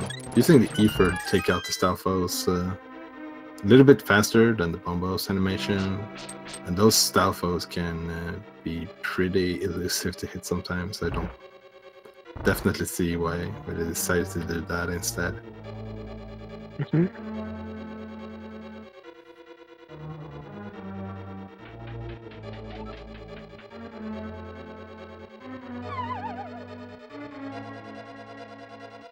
Let's see if she decides to powder the anti-fire bunny thing. Yes, she does.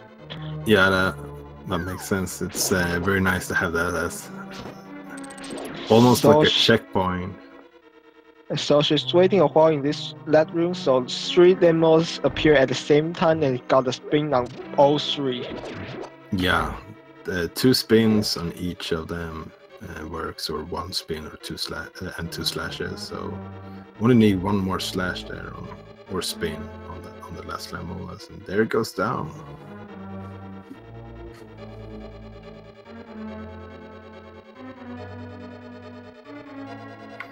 So since Raikou did not do the bomb jump and also spent that key earlier, it's gonna have to be on the hunt here for a small key before they can get to Cold Stare.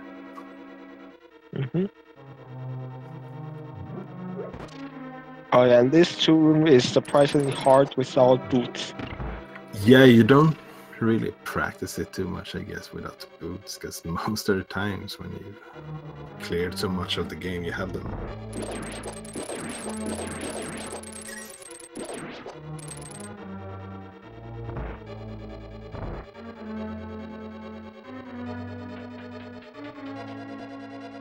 So here's another one of those bridges where you're used to having the boots and you're skipping by them pretty fast.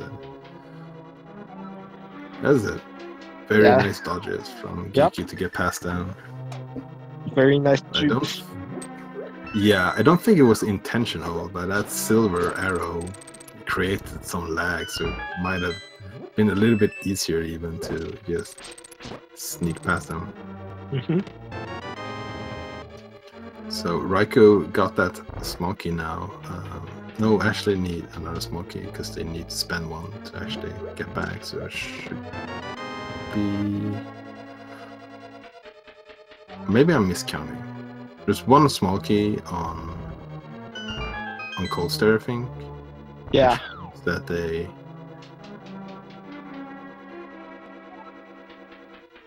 Oh, okay, they haven't opened up this chest, so this is probably the small key we needed. Yeah, there it is. That makes a lot more sense.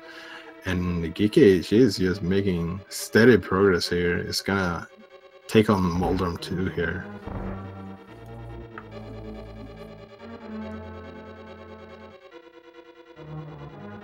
Getting a spin in, very nice. You just need 1 more spin or a slash. There it is. Moldrum 2 goes down without any trouble whatsoever.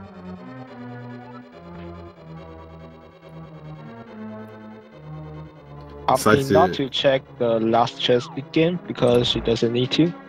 Yeah, exactly. At this point, has more or less everything they need to take care of Cannon. And the odds of that last chest being something that would make that easier is not really high at this point. It gets through the mini Helmasaur room with no problem. Surprisingly hard room. Yeah, that room is not fun without the boots or the cape or something to just make it easier, but this is a good setup here. There's Agia 2 down. And Raikou is taking on Cold Stare.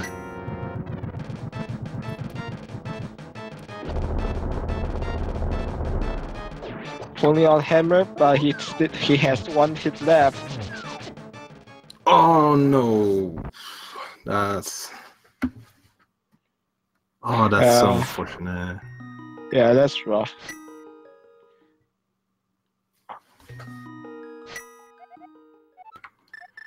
Yeah, decides to save and quit. Probably like get some potions before getting back another time, because it's time consuming to go back to Coaster again. And meanwhile, Geeky started her Ganon fight here. So Yep. I think she's in the second phase here now.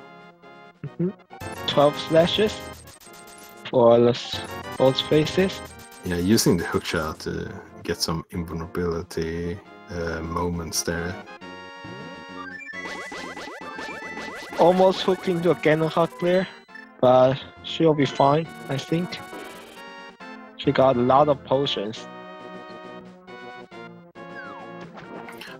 Yeah, that's this is the time to use them, because you're not gonna need them afterwards. So in the third phase here, that's the most dangerous part of Ganon fight is over health-wise, at the very least. Also, having the silver arrows is gonna make the fourth phase a lot easier.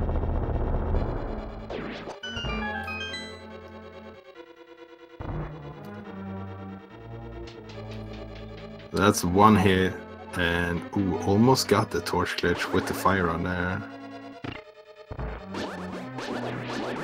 Yeah, with silver arrows, you do not exactly need a torch glitch, but it's always nice to have. Yeah, yeah, the torch glitch is not something that's super helpful in the silverless in the silver fight. But... Oh, there's Ganon down. That's amazing work for GeekyFriedRice in this run. She did a really good run. So spam your GGs in chat for GeekyFriedRice finishing first in this race. Yeah, with an official speedrun TV time of 1 hour, 47 minutes, and 36 seconds.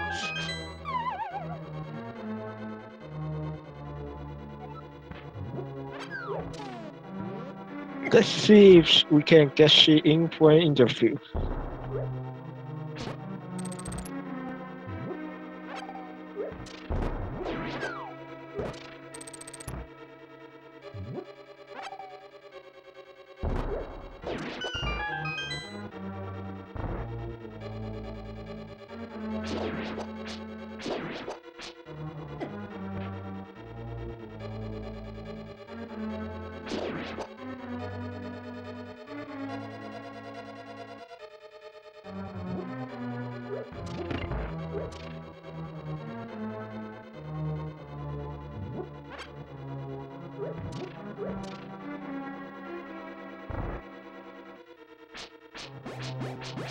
Yeah, so Raikou went to get potions. I'm not sure how many they got, or so it seems like they have one red potion at the very least.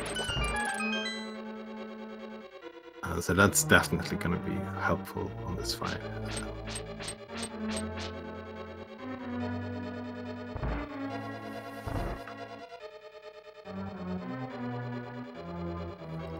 All your base are belong to us. I'm not sure what that is a reference to. I think it's a Team Fortress 2 reference. I'm not sure. It's a quite old reference. Yeah, I'm not old enough to know things. I wasn't even born when this game came out.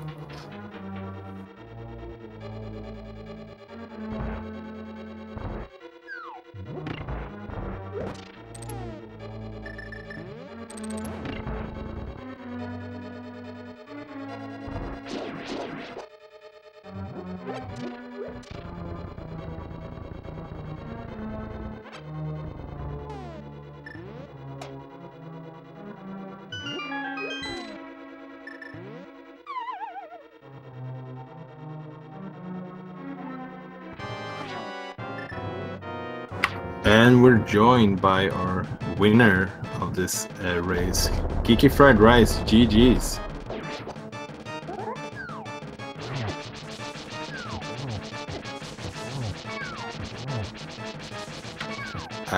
At the moment, we can't really hear you if you're trying to say anything. We'll see here. Oh no! Riku got another death on Cold Stare. Trying to use the hammer this time, which is definitely a more effective weapon than Master Sword slashes.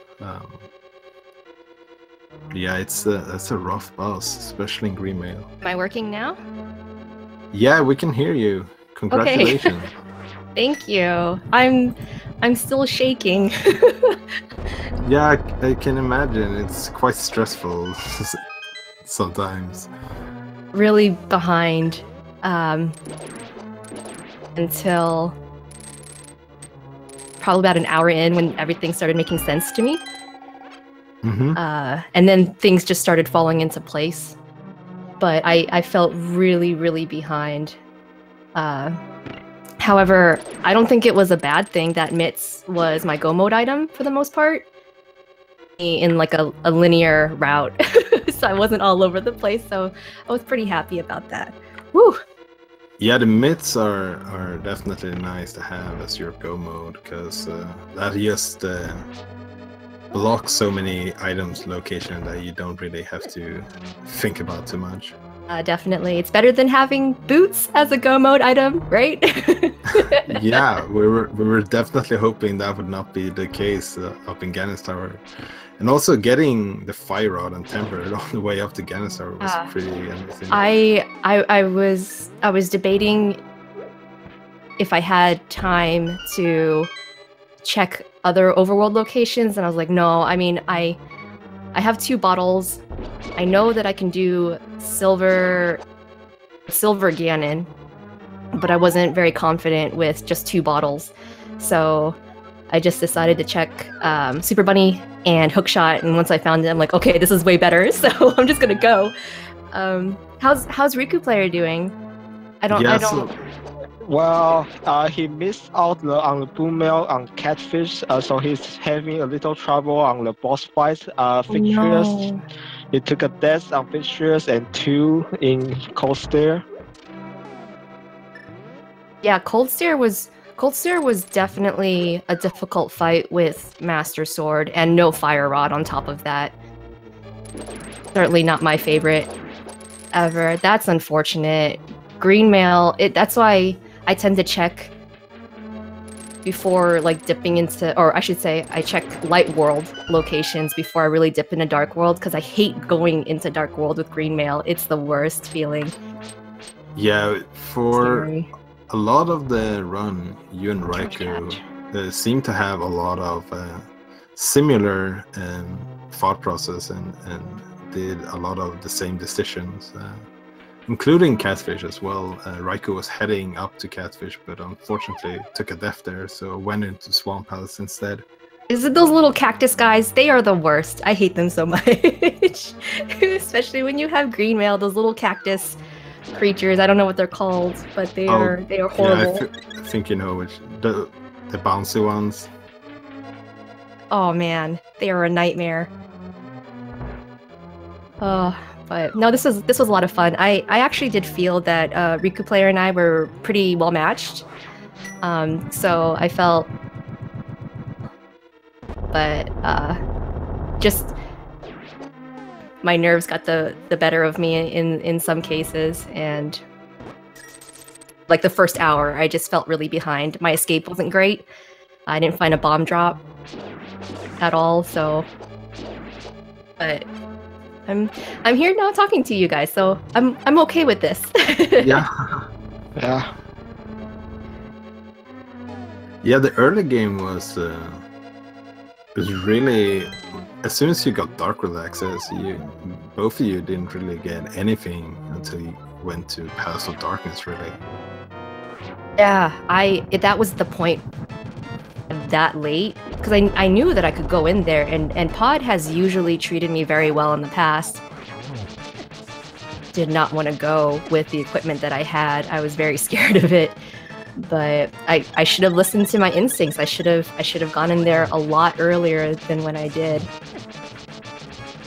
The whole time I was like, no, I'm gonna save it for later. I'm not gonna go yet. Taking a few hits from the pub is down to 1 hit. Oh. Yeah, unfortunately, Raikou took another death on Colster. Oh no! Yeah, it's a very hard fight when you only have green mail and a massive sword. Absolutely brutal. And I was lucky. I don't even know where... I mean, maybe red mail is on tracker. Maybe the Dwarven Smiths has it, or Hammer Pegs, somewhere around there. But yeah, I felt really lucky with Catfish. Yeah, it was an interesting... I think you were a little bit ahead most of the race, because both of you made like similar decisions, but you were always like heading into them a little bit earlier. Like Hera after the mirror and lamp, and then go to Big Bomb and then Swamp. You guys do the same decision right after Pod all the way through the end game. Wow, that's awesome. I'm very much looking forward to watching this VOD back to see where we differed and where we were aligned. The seed. Did he go into Skullwoods at all? I don't even think I touched Skullwoods. Yeah, no one touched Skullwoods at all in the seed, which is pretty amazing. Oh, we were thinking for a while that would have the progression after nothing turned up in Swamp Palace, but then it turned out to be the Haunted Grove instead. The Skullwoods was in the back of my mind quite a bit, because usually I would go in there and do like a quick check, but feel it, you know? I didn't feel that the seed wanted me to go there. Just a gamble, you know? It's a risk that you have to take, because sometimes something like Bo could be in there or something, and that happened to me one seed. That was not pleasant. Yeah, and it was definitely a gamble that paid off. So Raikou is doing some of those things here that you talked about, the Smith, to see if maybe they can get some form of safety or maybe a sword upgrade. Yeah, at least one more heart, because at 12 hearts it's 3 hits of Cold Scare, but if on 13 that's 4 hits. Yeah. Does he have any bottles, like safeties or anything on him? Yeah, but running a little bit low on money, unfortunately. That was another worry. When I saw the 300 rupees in the library, I'm like, oh my gosh, this is going to be a really cheap seed. Oh no. Yeah, and missing that 300 rupees in Escape, so you got them just after you left Sora, and then you got like the money to check Sora after you left there. The very beginning in Kakariko Village, I panicked hardcore. I was, oh my gosh, I only had 20 bucks on me. I had no bombs. I don't know where I can farm really. So that was like one of the hypest big 20s that I ever seen that he got in the tavern, giving you enough money to buy bombs. And yeah, and I didn't have enough for the bottle vendor either, so I had to come back for that. I don't remember what the bottle vendor had, but it was just, I felt all over the place. I felt very uncomfortable because I was so away from my normal routing. I was just panicking left and right, like every 5 minutes. I'm like, I don't know if this is a good decision or not. Good thing you remember the bottle vendor, because that was Bombos. Is it Bombos? Oh, okay. Yes, it was Bombos. Oh man. Hate doing Ice Palace without boots too. So yeah, Raikou is heading up the mountain now, so probably gonna get both Fire Rod and Tempered Sword, and that's gonna make Coaster a lot easier. Oh my gosh. I was thinking that I was going to go into Ganon's tower without Fire Rod, and that has only happened to me one time before. And I was thinking about all of the torches that I had to light in those 2 rooms, and I was thinking, how do I do that without Fire Rod? I've never done that like in so long, or I haven't done that in so long. Yeah, it's definitely a scary prospect, especially since right side Ganon's tower can have the big key as well. I was debating. I was like, if I have that small key on right side, I'm just gonna make everybody happy and go right side. I don't know. I was feeling kind of gamble, make everybody happy. That was whew. Okay. Go to Catfish. I'm telling you, go to Catfish. I'm willing you to go to Catfish. Well, he's getting his Fire Rod. Yeah, who knows? Maybe the other male upgrade is in the rest of Hookshot Cave. So we only did see one of those chests open up. Yeah, I only... You got the tempered from... Yeah.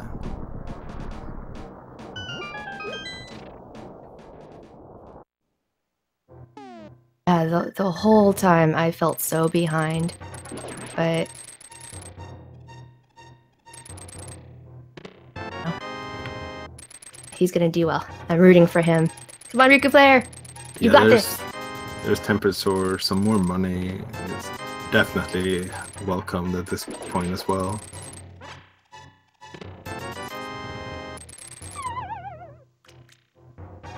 You know, thank you very much for commentating this race. I very much appreciated. Yeah, thank you very much for running it. You did an excellent job of it.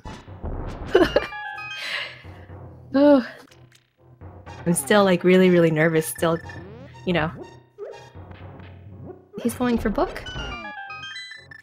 Looks like it. Yeah, floating at an was a book, if I'm not mistaken.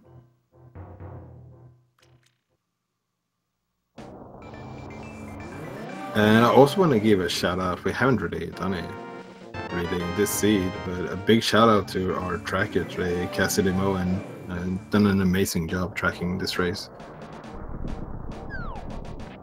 Definitely. Thank you, Cassidy, and thank you both for commentating. I'm going to pop on out so that you guys can continue commentating the rest of Riku's run, and I will be in chat cheering him on. Okay, thank you. I adore you guys. Yeah, thank you, and well played again. So speaking of shout out, I'd like to shout out to the Speed Gaming Network for hosting this tournament. Oh, nice fight. Hey, that actually... Okay, not really. They have the Fire Rod now, so they're probably not going to use the cape on Coaster, but... Otherwise, having only Bombos, no Fire Rod, like cape, could definitely save you a lot of trouble as well. Mm-hmm. So continue shout out.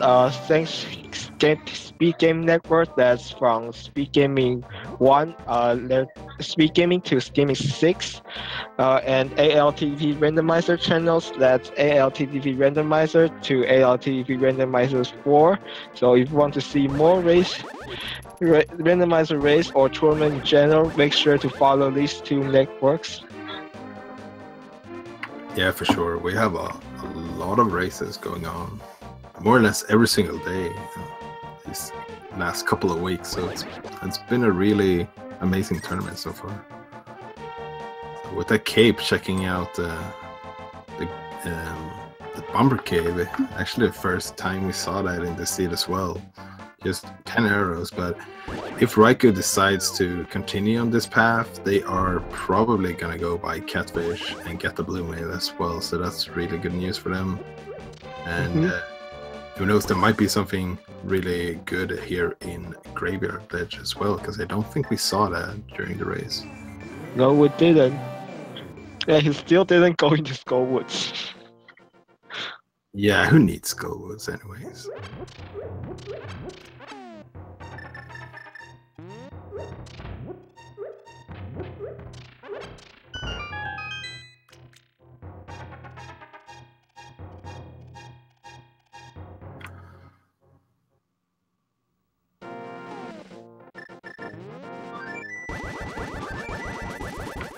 Oh no.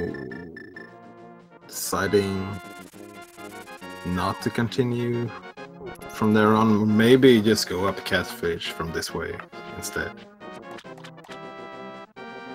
Is there a portal this way?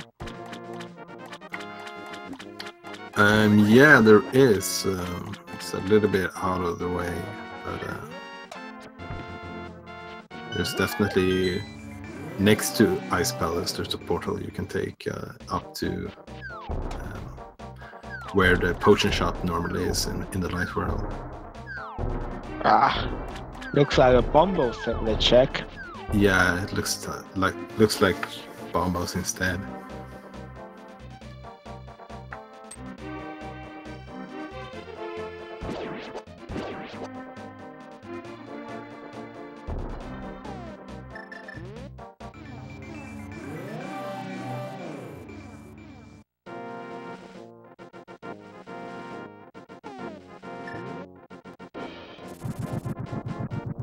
So Bombo's tablet having a heart, so that's not bad.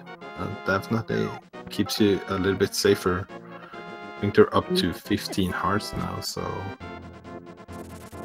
With tempered in hand, I would be tempted to go try again up the coast there.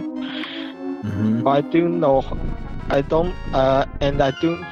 Sorry, I was stumbling. But if he has stopped, he can go check other things as well. yeah, with the Titans, man, there's so many things to check out. So yeah, they did go mode this earlier. I think on the right side of Desert Palace there might be another heart container. Not 100% sure, so don't quote me on that one.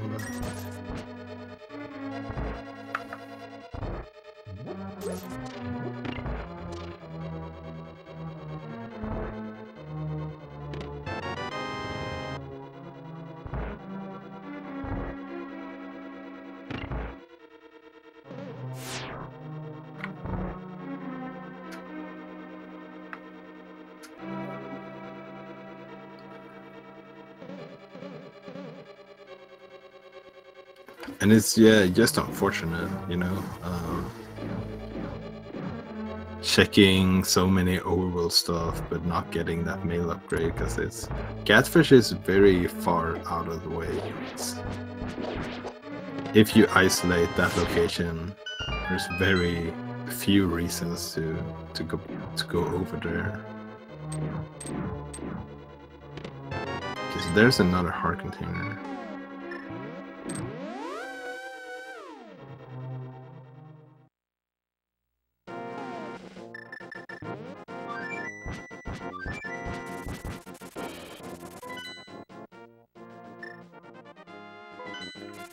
And having enough money now to buy some more potions can also get a health refill before the boss fight as well. That blue potion not only is gonna help with the life total, but if you spam the fire rod shots, you can just use the blue potion to be able to spam even more of them. Yeah, Fire Rush Shot does Ghost Sword damage on coaster, so yeah, I think they entered that portal by mistake because they already checked everything up there.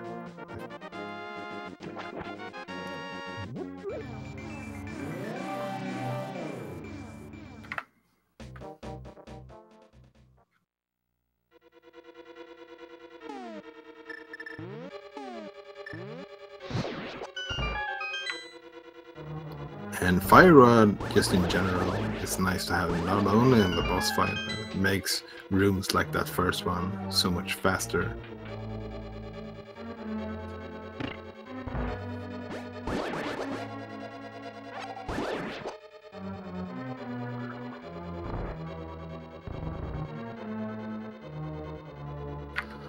So yeah, there's definitely a big difference from the loadout since we went into Ice Pass last time.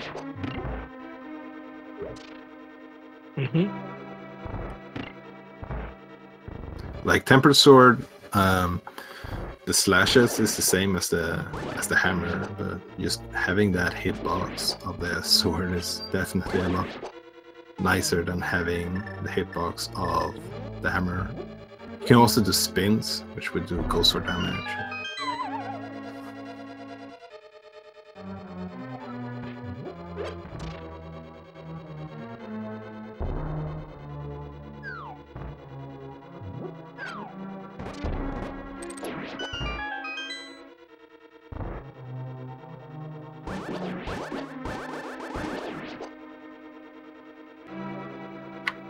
So already opened up the necessary doors. No need for an Ice Palace bomb jump here. Better just to save all your health until that big boss fight.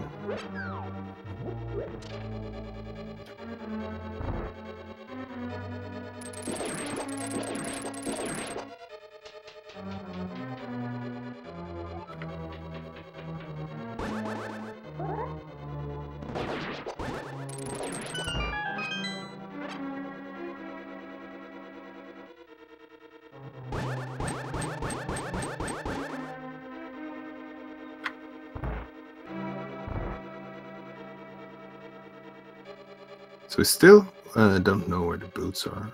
Wouldn't surprise me if they're in Turtle Rock, because something of value has to be in Green Pendant Turtle Rock, right? Yeah, totally. Good thing that thing is not part of this seed. Yeah, that's very nice to see that not being required. But it's no problem for them to be required, but if they are, you want to get them early.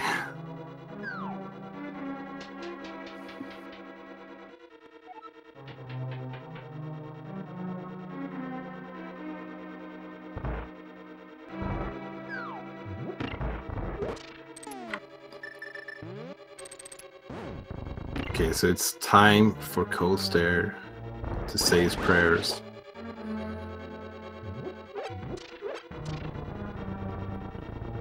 Send your energy in chat for Riku, because this is it. Coaster is going down now.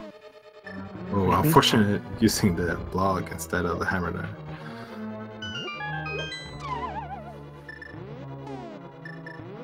I'm gonna start off with bombos. Makes a lot of sense. So you have as much magic as possible for the fire rod shots. Yep. With that King, I think he has 5 shots now. Ooh, getting that spin to get him in the corner. One puff is already down. Yep, that's the power of Fire Rod. Yeah, for sure. That's another one. And that's the third one. Well played, Rikuplayer. Taking down Coaster and getting his 7 crystal.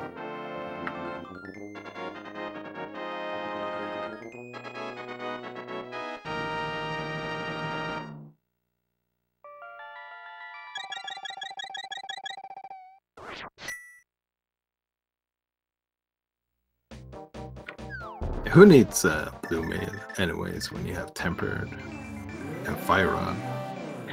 Yeah, they say offense is the best defense, right? Yeah, I think that's that's the case.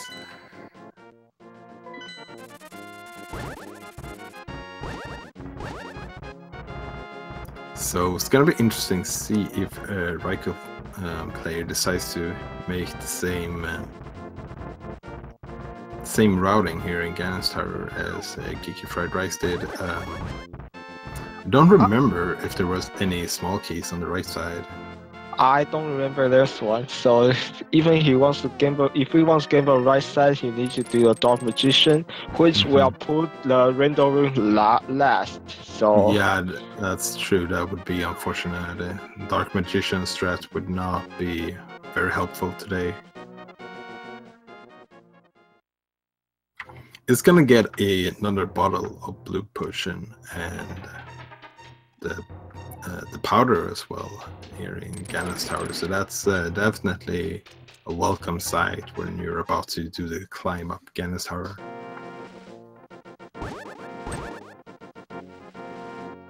Ah, those dead rocks, they're always in the way.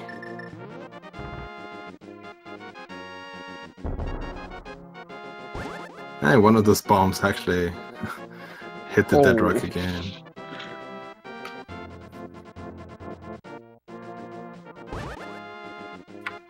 There we go, no more trolling for the dead rocks. So we're getting a totally irrelevant information as a Turtle Rock medallion here. Oh, that's right. That's that's the first time that we're gonna see that in the seed. Yeah, it's always nice to have the seed there where Torah is totally not required and less quick as well. Yeah, so we got 2 early medallions, but none of those were technically required since you could have entered Ice Palace without bombos.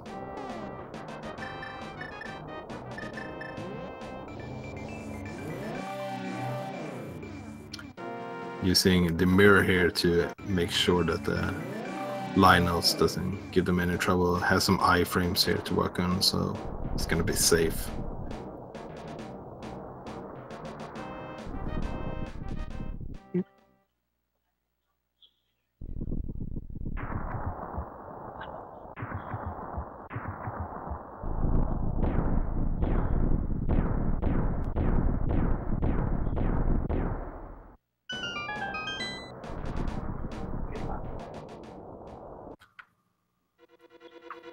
And also it's worth mentioning that Raikou didn't need to use any of those potions that they bought when they defeated Coaster, so it's gonna have 2 blue potions and a red potion going up against her.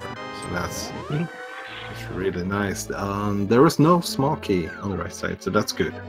It's not gonna bait the Raikou player in the wrong direction.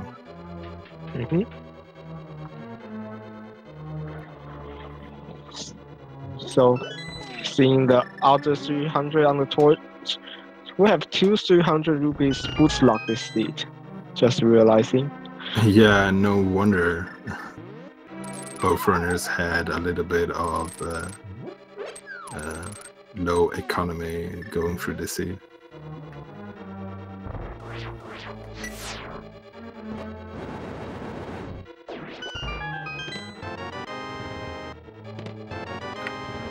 There's that blue potion.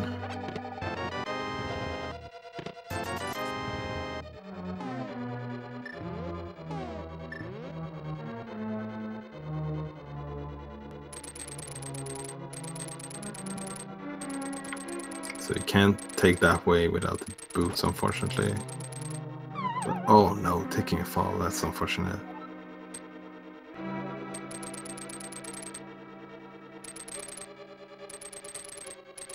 Okay, there we go. Taking out the Stalfos as well, that's a good idea, because sometimes those Stalfos can push you towards the pits as well. And they're getting the way if you want to Samaria block the switch. Yeah.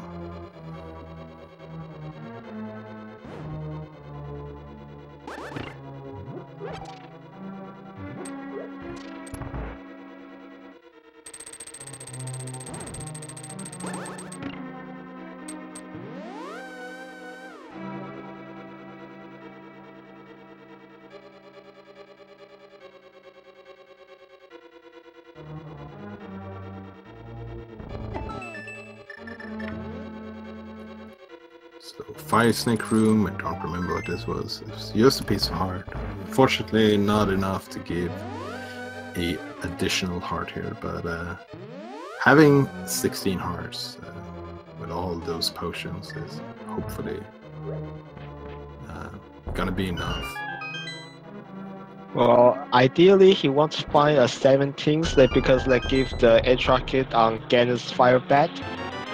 Mm-hmm. There's another heart piece. Ooh, almost saved and quit there. But yeah, luckily decided to pull out the mirror instead. We didn't see any of the chest on the way up Ganon's tower, so it's definitely a potential of some of them having heart pieces if they decide to check them.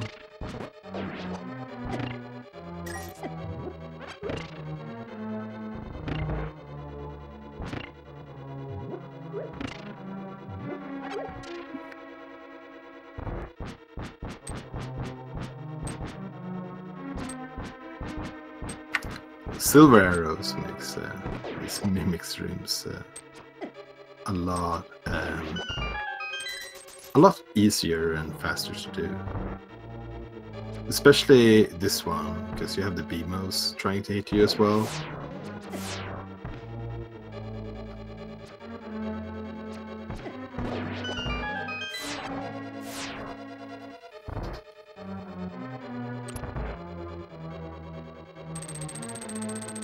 Down to 4 hearts. Can you access the refill room without the boots? Yeah, I was thinking about that right now as well. I'm not sure if you can bomb jump that. Ooh, oh no, that's unfortunate.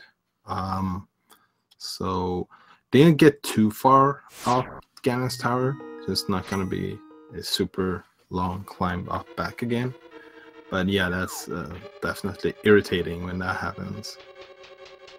And not even the blue or red mail would have saved them any damage from those spikes, because they always do 1 heart of damage no matter what.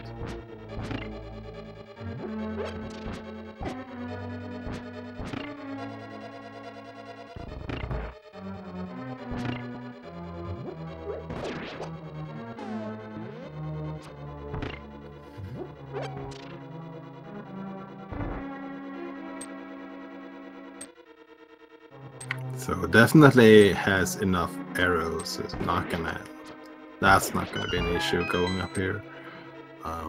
Have it more than enough just to take on these rooms and Ganon himself.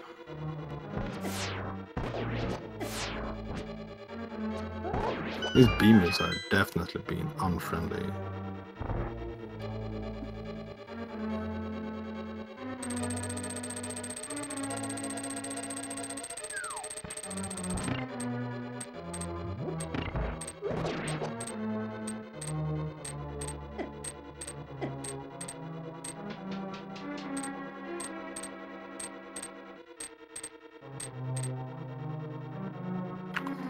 Okay, so here we go, the gauntlet.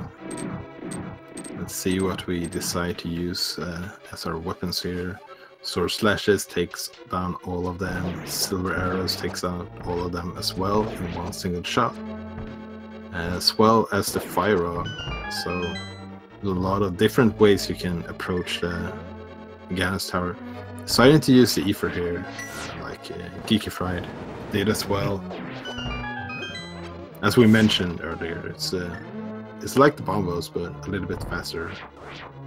Speaking of bombos, here are some bombos on the rest of the gauntlet. Yeah, it's definitely a safe way to do the gauntlet.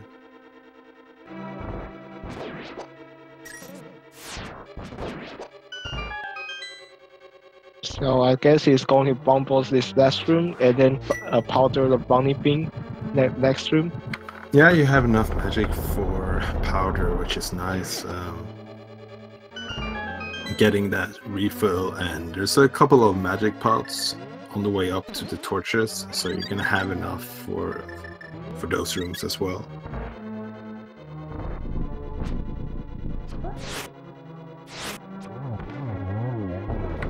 Going with that silver arrow shots here on Lemos, taking down one of them in the first phase here.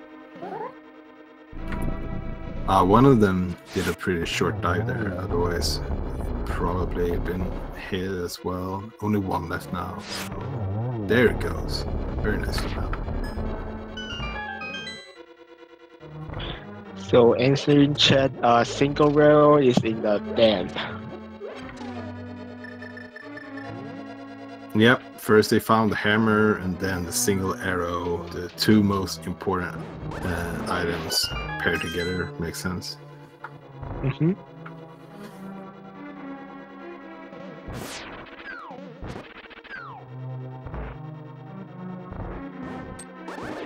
Ooh, getting 3 of the Wishrubs straight away. Unfortunately, I'm missing the last one, but it's not too much of an issue just to take down the last one afterwards. Nice passing the bridge here without the boots. Can be hard sometimes not to make it past that one in just one go. So here we get. Oh no! Want to use the lantern as much as possible to save some magic. I think they actually do have an, yeah, just take those 3 and then they have enough with a fire rod on the last one. I think maybe they even had, yeah, they had enough for 2 fire rod shots if they picked up one more of those pots. Getting a free refill here of the magic, so that's very nice. Don't have to use any of your bottles.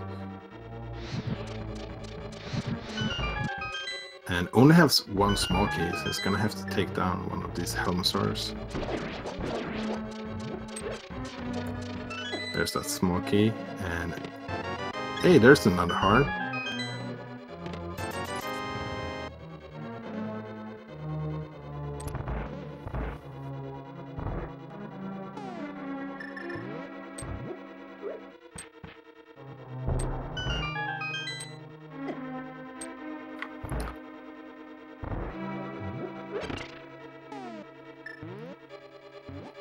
Unfortunately getting hit by that bunny beam, but gets the anti-fairy with the powder at the release, so almost at full health here.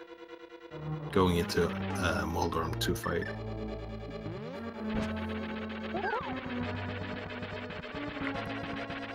Yeah, that Moldorm had some problems. Yeah, it's hiding in the corner. Oof, I was close to the edges a couple of times there, but made it past Moldorm. And finishing off the seed with a big 20 as the last item before Ganon.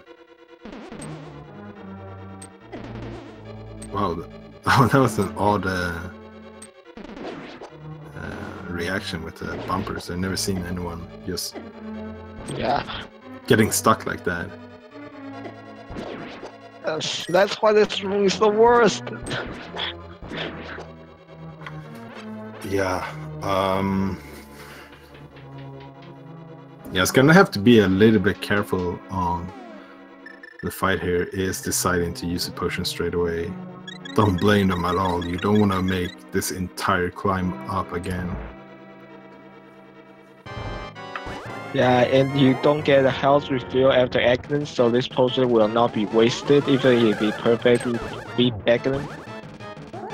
Yeah, indeed.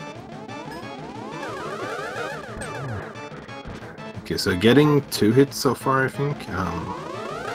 The first one might have been a double, but I think they hit at the same time, so they don't really register as 2 hits. That was definitely a double at least. Okay, so I guess the first one was a double as well. Aghanim is down.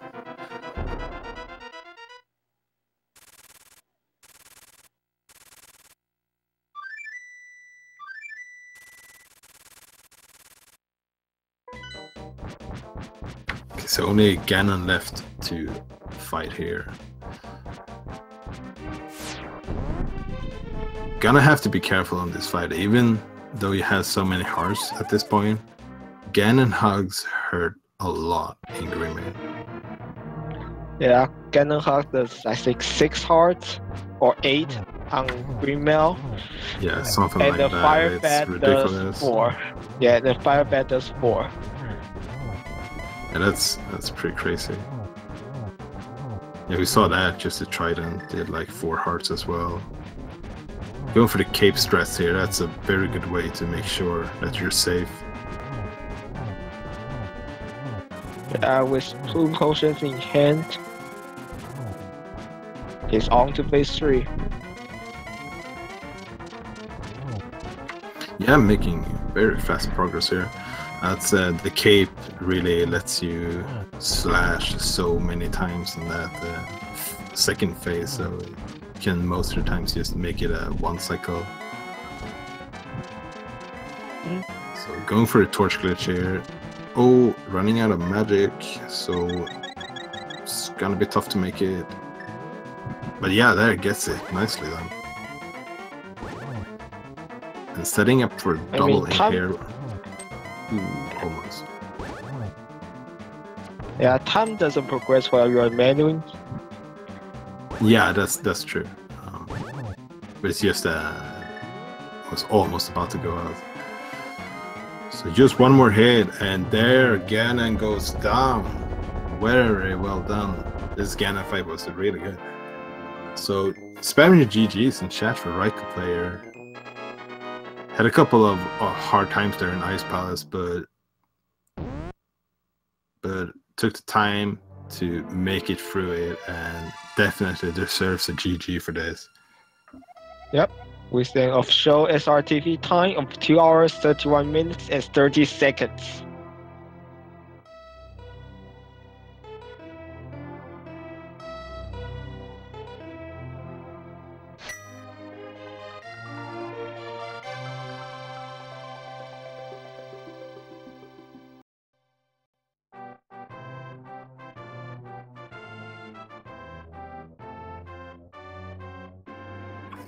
Yeah, so we're gonna see if Rikuplayer wanna come in and have a little chat before we wrap up the stream here.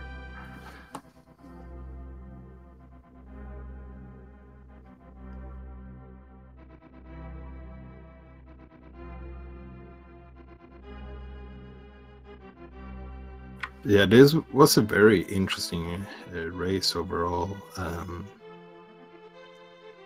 It's very close up to Ice Palace, I would say. Yup. Both runners was in Ice Palace at the same time. So. And I think we're joined by Rikuplayer. GG's. Yeah, I'm kind of pissed off with that race. Like, yeah, the whole situation with the start of it didn't help. Because I was already not focused on the race by that point in time. So. Yeah, this seed was a little bit rude at some points. Well, the worst thing with the seed for me was just the green mail, master sword, cold stare fight. Yeah, cold stare on green mail is a very rough fight, especially without the fire rod. And I think that was what made a big difference in this race. And the unfortunate part was that you were on your way up to get the blue mail at Catfish, but unfortunately it took a death on the way. I don't think I was going to Catfish, honestly. I didn't even think about going to look at Catfish for anything. Oh, okay. And afterwards I started to search for it because I was annoyed that we're trying to do green mail, and then I found all those hearts and the fire rod and tempered, so just went for it after that. Yeah, the hearts doesn't really do too much. Well, I got myself a whole extra hit through the cold stare fight with how many hearts I picked up. So I went from 12 hearts to 16 hearts. Yeah, that's true. I think cold stare does like 4 hearts. Yeah, if you run into the eyeballs, it does 4 hearts of damage. So I gained myself an extra hit with all the hearts I picked up from the running around because I just kept on finding heart containers. Yeah, so do you have any other, like, what's your general thought about the seed? Well, like honestly, I would have routed it better if I wasn't in a bad mood right off the get-go because of the whole situation of me getting off work just a little bit late and getting here basically right at 3 o'clock when usually I'm at home 15 to 20 minutes before I schedule my races, so I have time to set up and everything. Oh yeah. So, and like just how that was handled wasn't that great for me. So that was my biggest issue, and then like it didn't change throughout the whole race, so Yeah, but even though you had a few setbacks there, you saw it through and you completed the race. It was that's definitely inspiring, especially like taking that death on the way up to Ganon's in Ganon's Tower. Like all of those definitely it can bring you down sometimes for sure.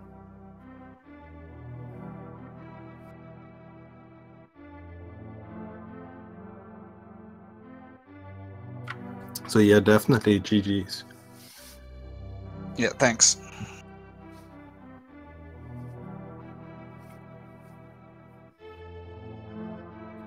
So I guess I'll just try to wrap it up here. So if you like the race you're seeing, don't forget to follow the runners, Rikuplayer and GeekyFriedRice. And right now on ALTTP Randomizers channel, there's Frymate versus Spooty Biscuit coming right up at 8. As SB Gaming, the Zyrek versus Felix TC come up at 8 as well. So if you want to watch more randomizers, go to these channels.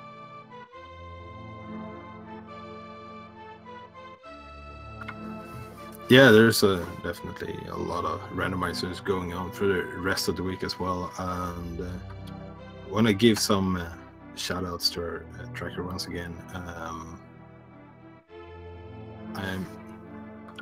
I'm not sure what the name was. I'm sorry, Cassie Demoen. Sorry.